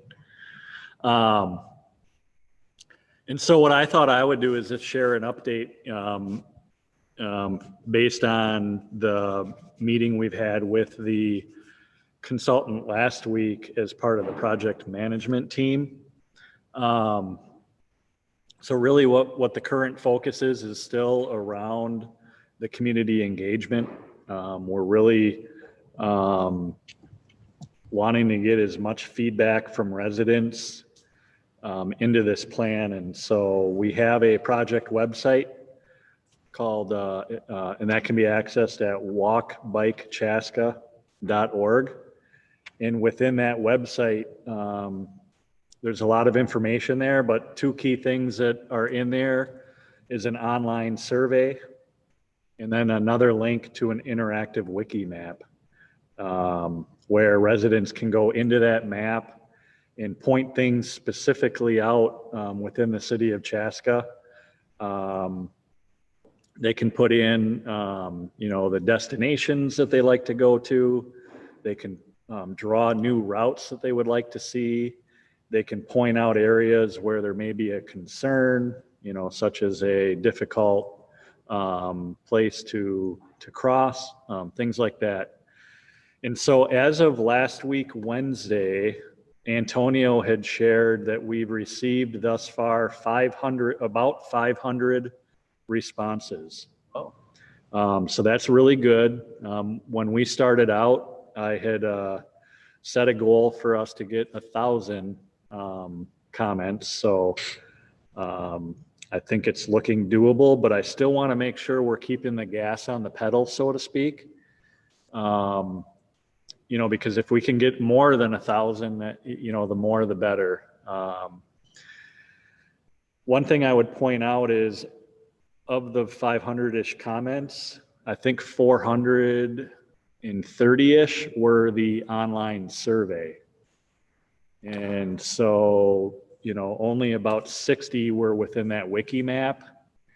And so I'd like to see more effort to push the comments onto that wiki map, because to me, I think that's even a little bit better quality feedback we'd be getting, because it's a little more site specific on things around Chaska. So I think we're gonna put a focus on that going forward. Some other interesting statistics I'd point out too that Antonio shared of those 500 responses. Within the online survey, there's an option to pick questions regarding walking only, biking only, or both. And up to this point, there was about close to 25% of people that selected walking only. And then the majority were both. And then there was kind of a small sliver of people that just said biking only. So again, good that most people want to improve both walking and biking. But what he had mentioned is, compared to the other cities he's worked with, it's a really high percentage of people that have expressed walking only. And so I think that's really good, that there's a good segment of our residents that really want to see some improvement in the walkability within our city as well. Of the 500 respondents, I think it was right around 75% were female responses, which Antonio had pointed out is another interesting fact. compared to other cities he's worked with, it was almost flip-flopped. There's been more of a majority of male participation on this feedback. Some categories we're lacking in to get feedback on. It was the teenagers on up to, I think, 29 years of age. We had a low percentage of response on. So I'm going to look at Jalen here and put a little encouragement out to him representing our youth to help us out there and encourage more of your friends and students to interact and engage with this, and we can work on that together. And then we were also missing the segment of 75 plus. So there's a small percentage there. I don't think we were quite hitting the mark on reaching some of the diverse segments of our population. And then there was also, we were missing the mark on households with a median income of 100,000 or less. So just some interesting statistics for us to kind of see where we're at, and then it allows us to sort of kind of steer our approach while we're still doing some of the community engagement. I think we probably got about 2 to 3 more weeks left to gather feedback. But that's not to say we can't continue to get feedback beyond that. There's going to be a couple of listening session opportunities where we'll coordinate conversations with specific groups we may want to talk to. I can foresee us focusing that on the diverse community and maybe bringing in a translator to help with that. Antonio himself also speaks fluent Spanish, so that's a nice advantage. So I think it's we're off to a good start. I would just encourage, the steering committee and anybody else that may be listening to interact with those tools, and then we as city staff will continue to promote it as well. I wonder, Marshall, with the wiki map, you said there's not quite as many people participating in that part. I wonder if it was the email requirement that turned a lot of people off. The whole rest of the survey was very anonymous. Yeah. And then all of a sudden, pow, and you're like, you're going to send me something. We got to speak to that a little bit, because one thing for people to understand is that email isn't like, you're not signing up for anything. Mm-hmm. Really what it is to be able to filter out your comments from the rest of everybody else's, and then to be able to go back in and add to it. So, because there's a filter you can go in there and turn off a bunch of different layers or turn them on. And one of those filters is to like only pull up your comments. Sure. Okay. So that's really the reasoning for the email. But I'm sure there was a very good reason for it. There's no doubt in my mind, but I could see how that maybe nowadays, so that would be a turn off for that. Yeah. Yeah. Other than that, I thought it was great. You have anything to add, Liz? No, I just encourage everyone to go to walkbikechaska.org and fill out the survey. It's your chance to make your wish list for the city and decide how, or influence at least how tax dollars are spent. Get out there, take the survey. Yeah, absolutely. Well, you, Jalen, do you have anything to add, or? I mean, you covered basically everything that was in the most recent update email, so I don't got anything. Great, thanks. All right, so that's it for that update. CIP project updates. Anything of import? Yep, so The Cortina Woods Neighborhood Park, just a reminder that we'll be having the neighborhood meeting tomorrow night at 5:30. That was rescheduled from last Wednesday when we had some inclement weather, which I'm glad we made that decision. It was pretty rainy and cold and nasty. I don't think we would have got very good participation there, but looks to be sunny and nice tomorrow, so that'll be good. But that'll be an opportunity to, really thank the residents for their participation in the survey, and then really to allow Brian to sort of talk about the CIP program, and then review the kind of the plan we're looking at for the redevelopment of the playground and whatnot. So that'll be good. Marshall, do you have that to show to us tonight by chance, or is that anything that we're gonna have to wait for the meeting? I did not bring that with tonight, Zach. So we'll just review that together tomorrow night at the meeting. Sounds good. The other update would be the Lake Grace Trail project. So I think it was somebody mentioned that they saw some construction trucks over there along Highway 41. And so there's concrete crews in there this week. They're pouring the footings to get ready for the bridge. And then it's looking like the bridge is fully fabricated. It's likely going to get installed sometime either late next week or the following week. So that'll be a little bit of a spectacle there. Brian shared with me that likely the way that'll occur is there'll be a crane kind of down on the landing just outside of that underpass bridge. And then the crane will pick up the bridge that'll be up on the shoulder on Highway 41 and swing it down and around and put it in place. Once the bridge is in place, they'll install, just some temporary gravel on either side, so it's passable, kind of temporarily passable. And then Brian will be coordinating the remainder trail improvements. I thought he said he'd be targeting the first or second week of June to wrap up the trail improvements. So good to see that project coming along.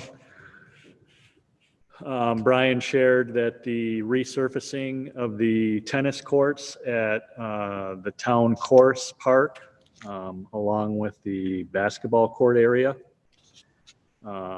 could be occurring as early as next week.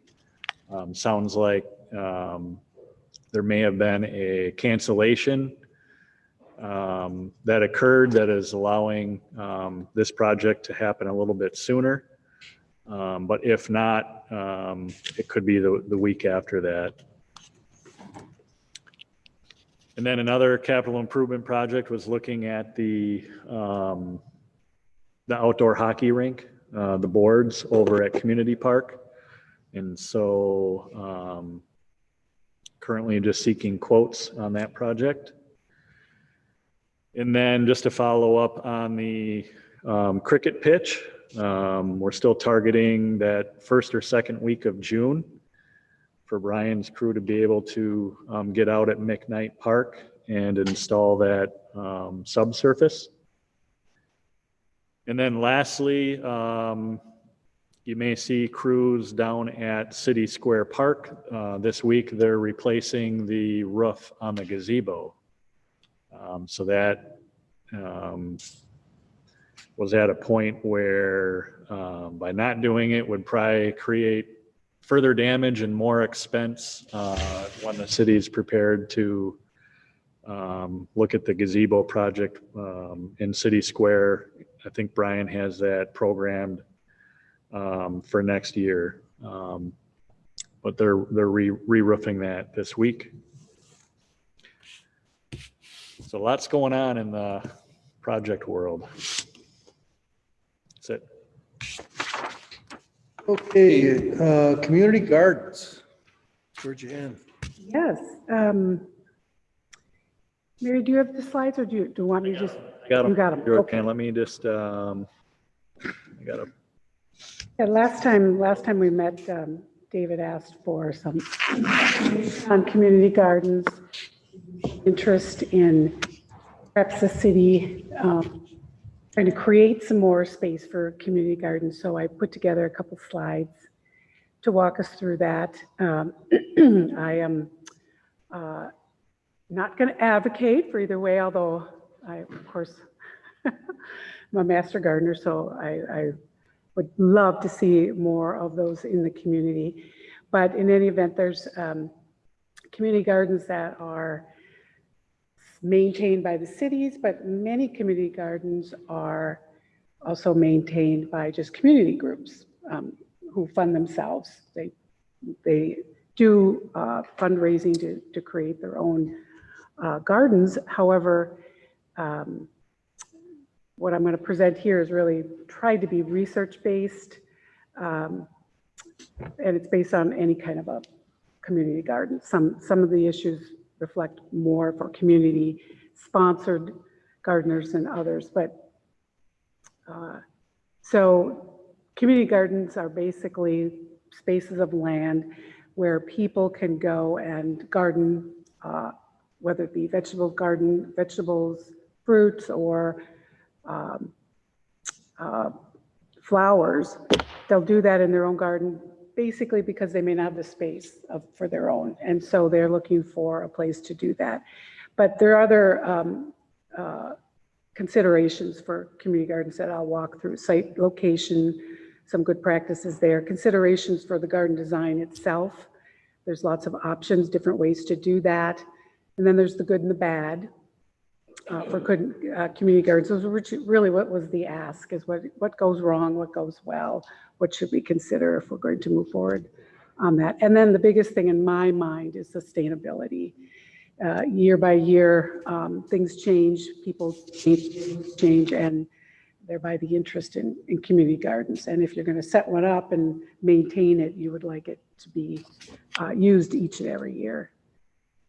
So next slide. Okay, so the purpose for garden, of course, is to grow plants for one's own consumption, but it also does other things. And research shows that it also becomes a neighborhood meeting place, that people create ties with one another that they might not normally ever do. People in neighborhoods don't know all of their other neighbors, or ones that might use the gardens are around the bend or across the way, and then you would never be able to meet them, but you do in a community garden. So it builds value, just a great place to be. And that's very comforting to people in the neighborhood. You create and grow friendships through that, and it's also tends to be, as they found, intergenerational and different cultures meeting up together in any particular garden. It's also an opportunity to learn things about gardening from other gardeners, and especially those who are of different cultures, who grow things that maybe you and I wouldn't. I sort of discovered bok choy a couple of years ago. I'm like, that's fabulous. I would have never, ever had eaten bok choy had I not somebody given it to me from their garden.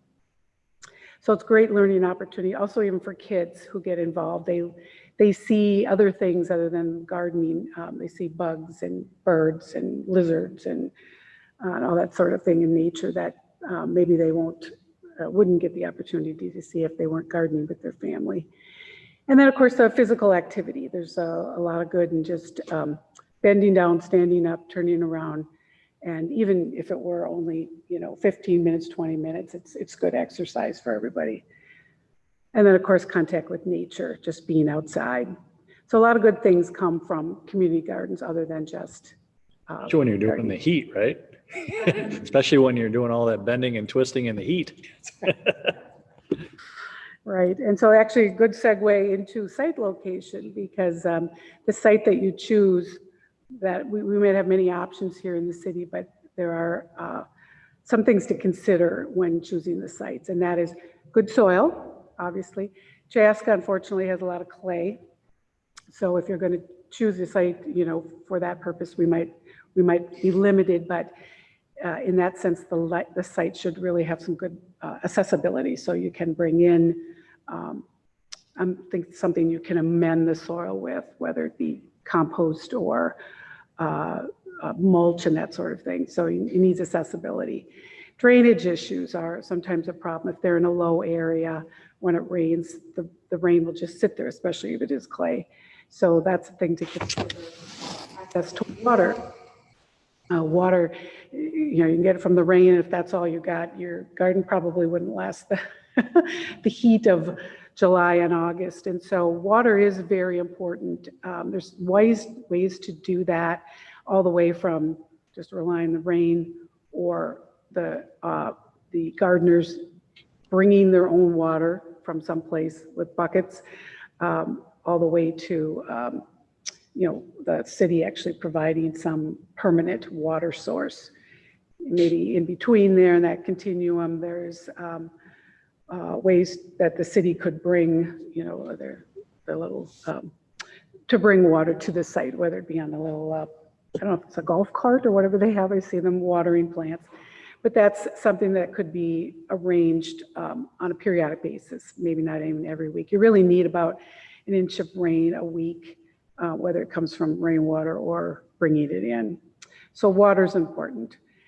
Sunlight is also important. It can't be in a shady area, or for long-term purposes, if trees are nearby that are small, when they grow, they will shade, and that changes people's gardens in their own yards, specifically mine.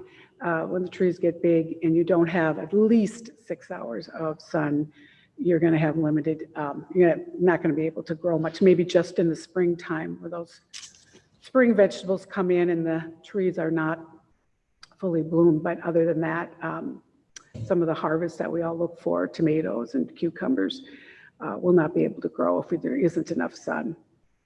And then windy spots, so high level areas where there's lots of wind are not, persistent wind, I should say, are a problem. So up at Winkle, which is one of the ones that the city manages, and it's off 41 on 2nd on the, gotta think about this, west side, and then you go up. There's a street, I don't even know the name of the street, but you go up, way up over the berm. I guess it's the, well, it's for the river, the berm to go to the river. And then this is where you can get on the boats if you're taking a boat off into the river, Public access. Minnesota River. Right there on the top of that berm is Winkle Garden. And actually it looked quite nice in terms of the site, lots of sun. But it could be a windy site, although it wasn't that particular day. But it was a site that was just really a consideration that if it's really windy, that's generally not a good site. Accessible to youth and the elderly, and generally walking, biking, or parking nearby. It has to be a way to get there, and have good visibility for a number of reasons. Rather than tuck it away in an area that doesn't have good visibility or access, it won't get used. People won't use it.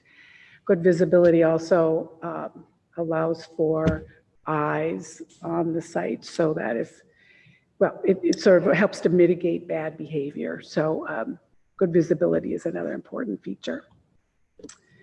Then garden design itself, there's lots of different types of garden configurations, designs that you can use. Commonly, there are raised beds and in-ground type garden beds.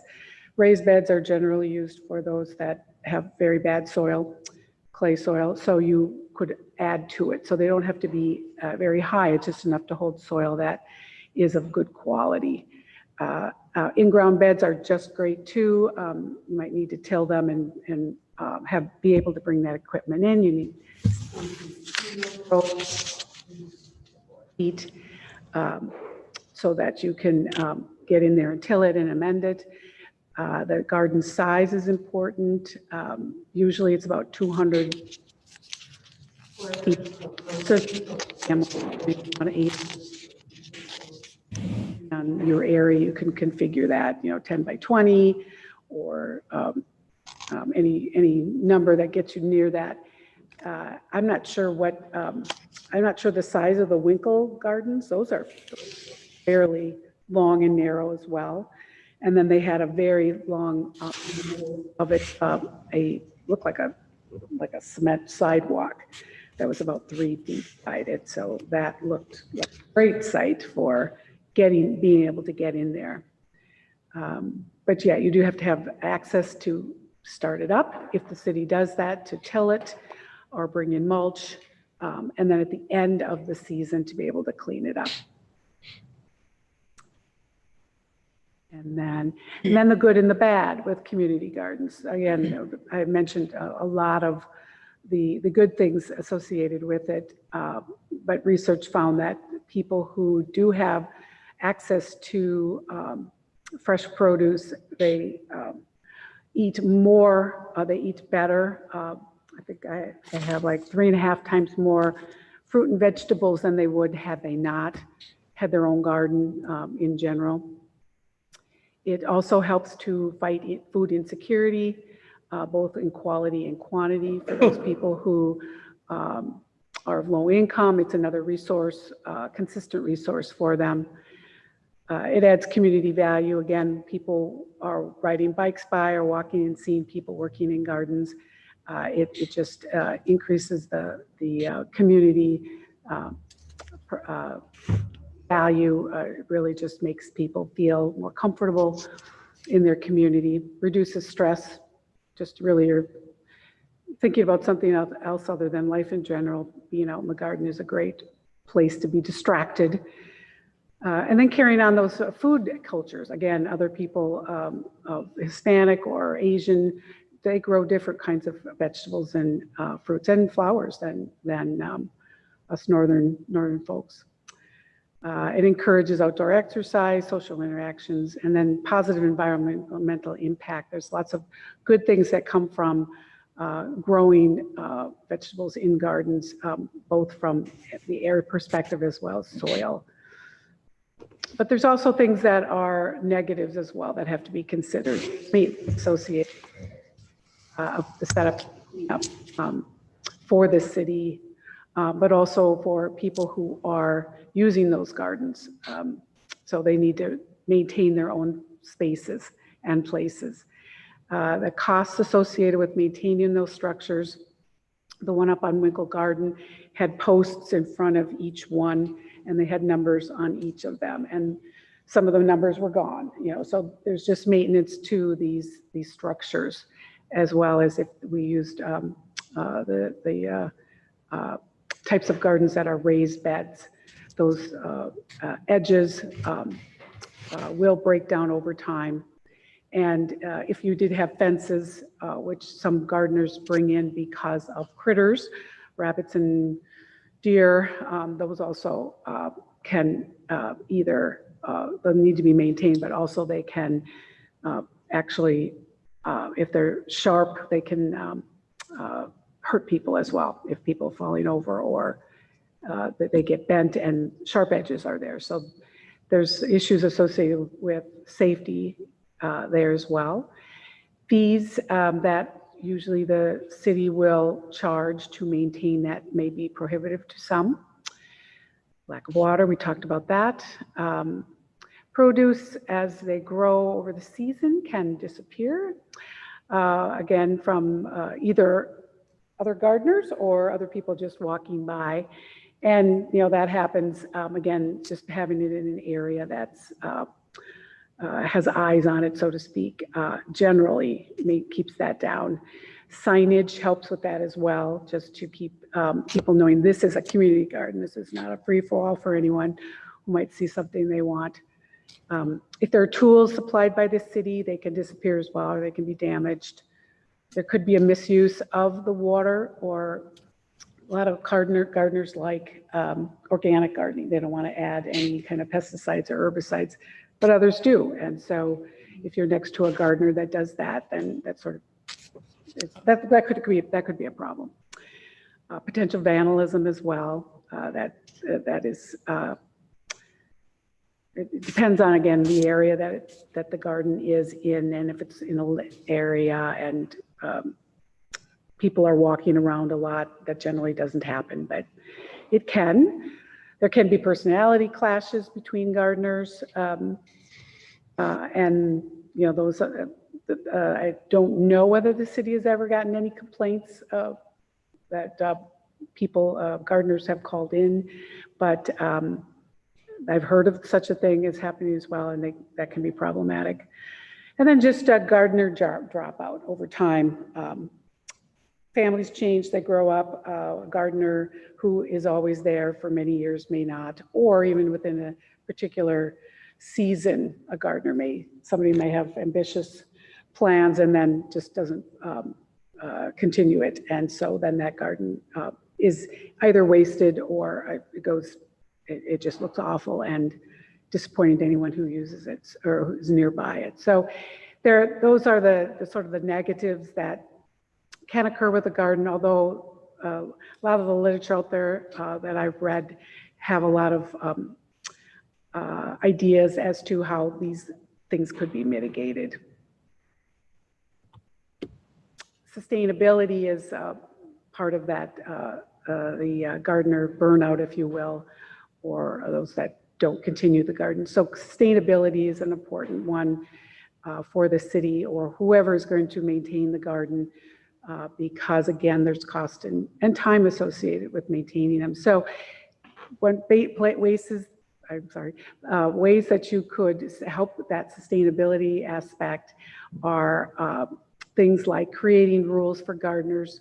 Once they ask for a plot of land, it's rules, and I know that you guys do that. The city provides a set of rules for gardeners. This is what our expectations are of you. Also, to develop partnerships and urban plans for extra produce, and that is that extra produce at the end of the year can be distributed to those others in need in our local food shelves. It will be partnerships with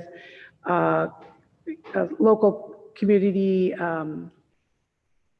groups, whether a Rotary or Master Gardeners, or even some of the local businesses who might donate seeds or compost or give classes on occasional nights, or a kickoff session at the beginning, or a harvest party, sort of at the end. So again, bringing programs in into that practice so that people can get a little bit more level of community. Building structures, 2 shade structures, just putting benches nearby where grandma can sit and watch the kids' garden are other ways to sustain that.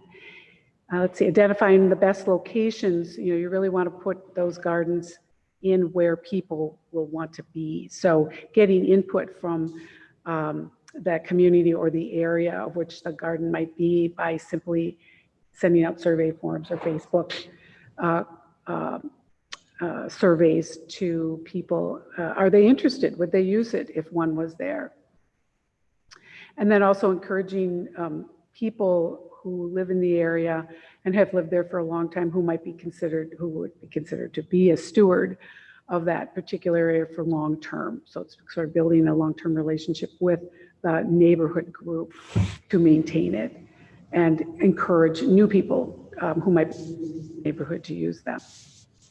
Creating an informed website or a newsletter that is easily accessible, even for the area where people can tack up information, places to donate, or there is going to be a harvest festival at the end, on such and such date. So those are a good way to build that sustainability.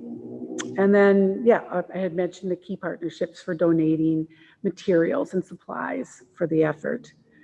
Other considerations are if there's issues associated with zoning, that be a consideration when identifying a location site. And I think that might be all I had. Yep, then there's just some resources for people to look at. Have you talked to Brian? You mentioned you were going to about the problems or the amount of work it is for a city to have the community gardens. Not at length, but, I think, that is probably the biggest question. And as Georgiana has pointed out, they do require maintenance. So it would be determining, what resources are available to properly maintain them.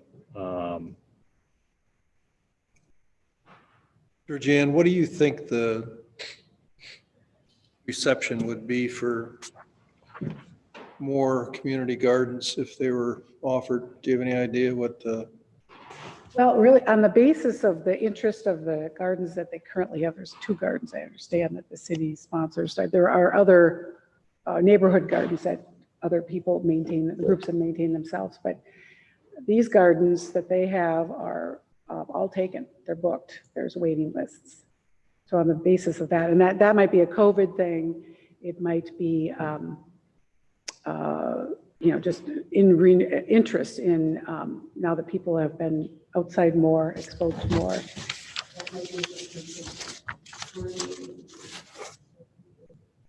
Interest. Mary, do you know in the past, have they always been full? No, I haven't. So it is more of a recent. Probably with the last couple of years. Okay. There's a full plot in Jonathan that's gone unused for the last 2 years. It's just north of Huntermark and just east of Bavaria. It used to be like tons of plots. Now it's kind of just in disuse. Yes, I noticed that on a walk myself. So I don't know what happened with that one. Yeah, there really does, there needs to be an advocate. There needs to be, especially for the community gardens. There's that particular area, that neighborhood, really have to shepherd that. That's what it takes is, I think, a group or a person who sort of owns it. Would you chat with Brian again and see if he thinks it would be worthwhile if we could manage it to offer to, or at least do something to survey the interest level that would be generated if we had community gardens? Where was the proposed location or the ideas for locations on these? I'm sorry, what'd you say, Zach? Where was the idea for location or locations for more community gardens? There isn't any at this point. We're just looking at it generally to see if there'd be interest in. If we're working on a community park, would that be something that we would offer? That if there was enough interest, we would, put them in like they do the ones today. There'd be a rental fee and the people would have to, do the work, but the city would do the initial construction on the things and some maintenance. Okay. Thank you. Yeah, I think the first place to start might be somehow figuring out what the interest level is. That's key. And then I think within that, determining is the interest clustered in an area or spread out, because it's one of those where I guess I don't know enough, how far people are willing to go. Are they going to get in their car to go to a community park or to a community garden? Is it people that, I know you had mentioned most of the time it's people that don't have the space in their own yard.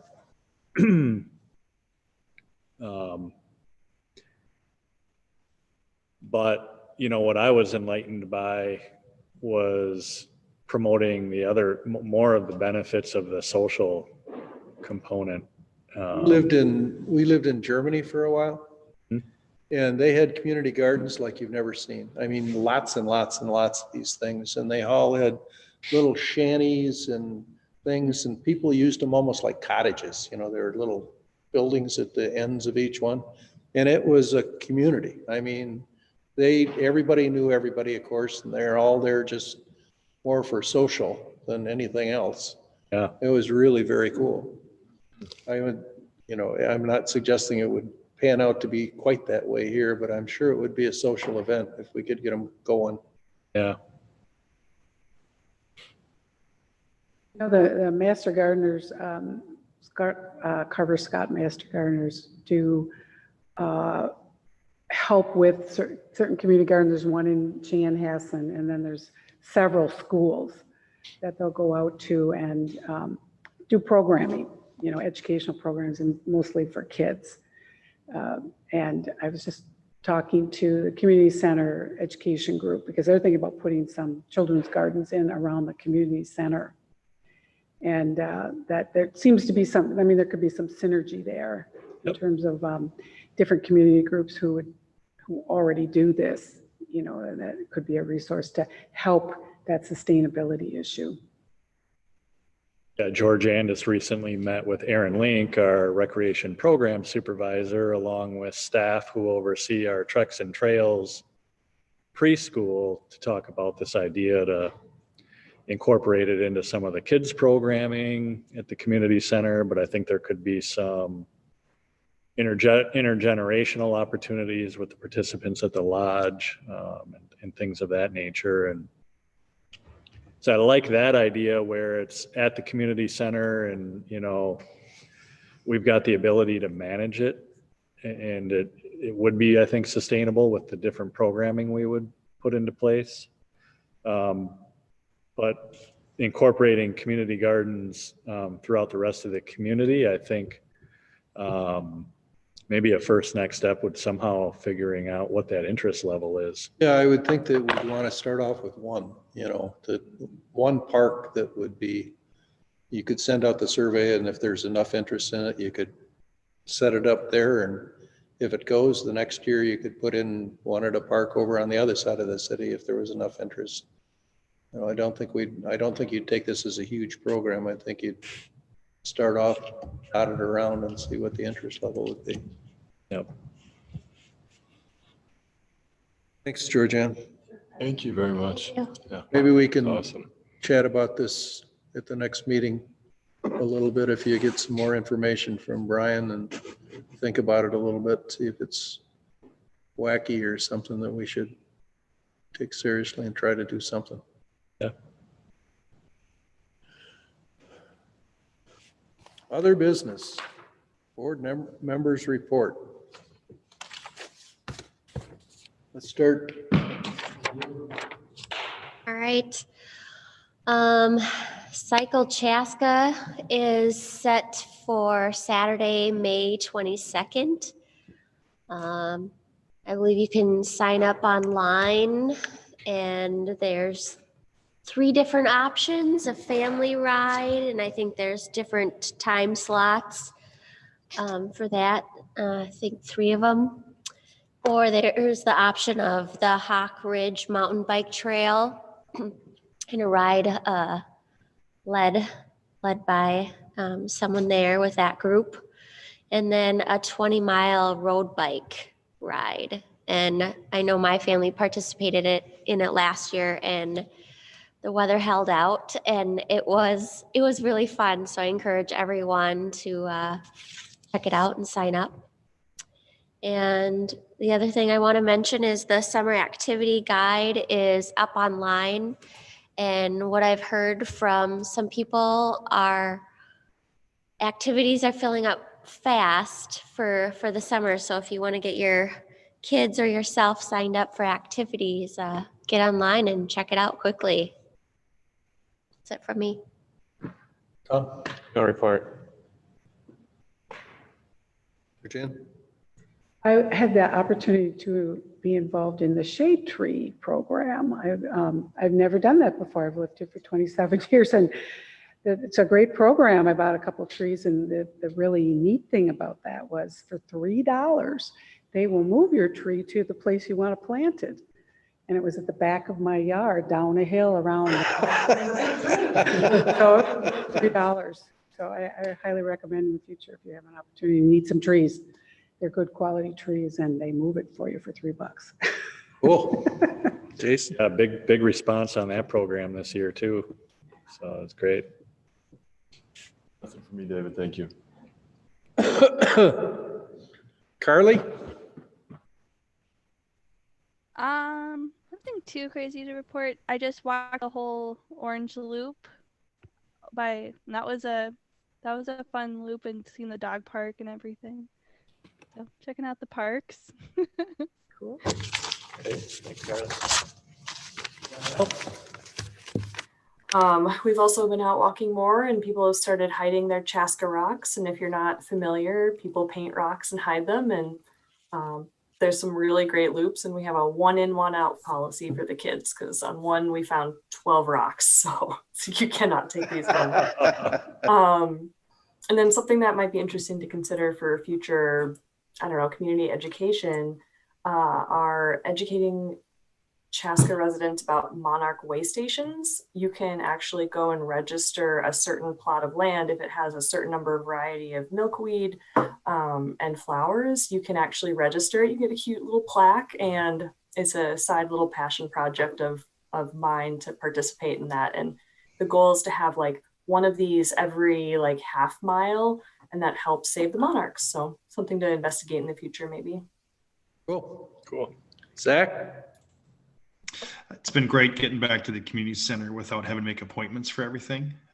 Just being able to go in and use the cardio or take my girls swimming and not have to worry about, oh God, did I forget to make an appointment? But I thought it was great that we had that those protocols in place, very necessary, but it's also just feels a little bit more freeing now to be able to go in without those appointments. Almost like I'm being a little bit bad.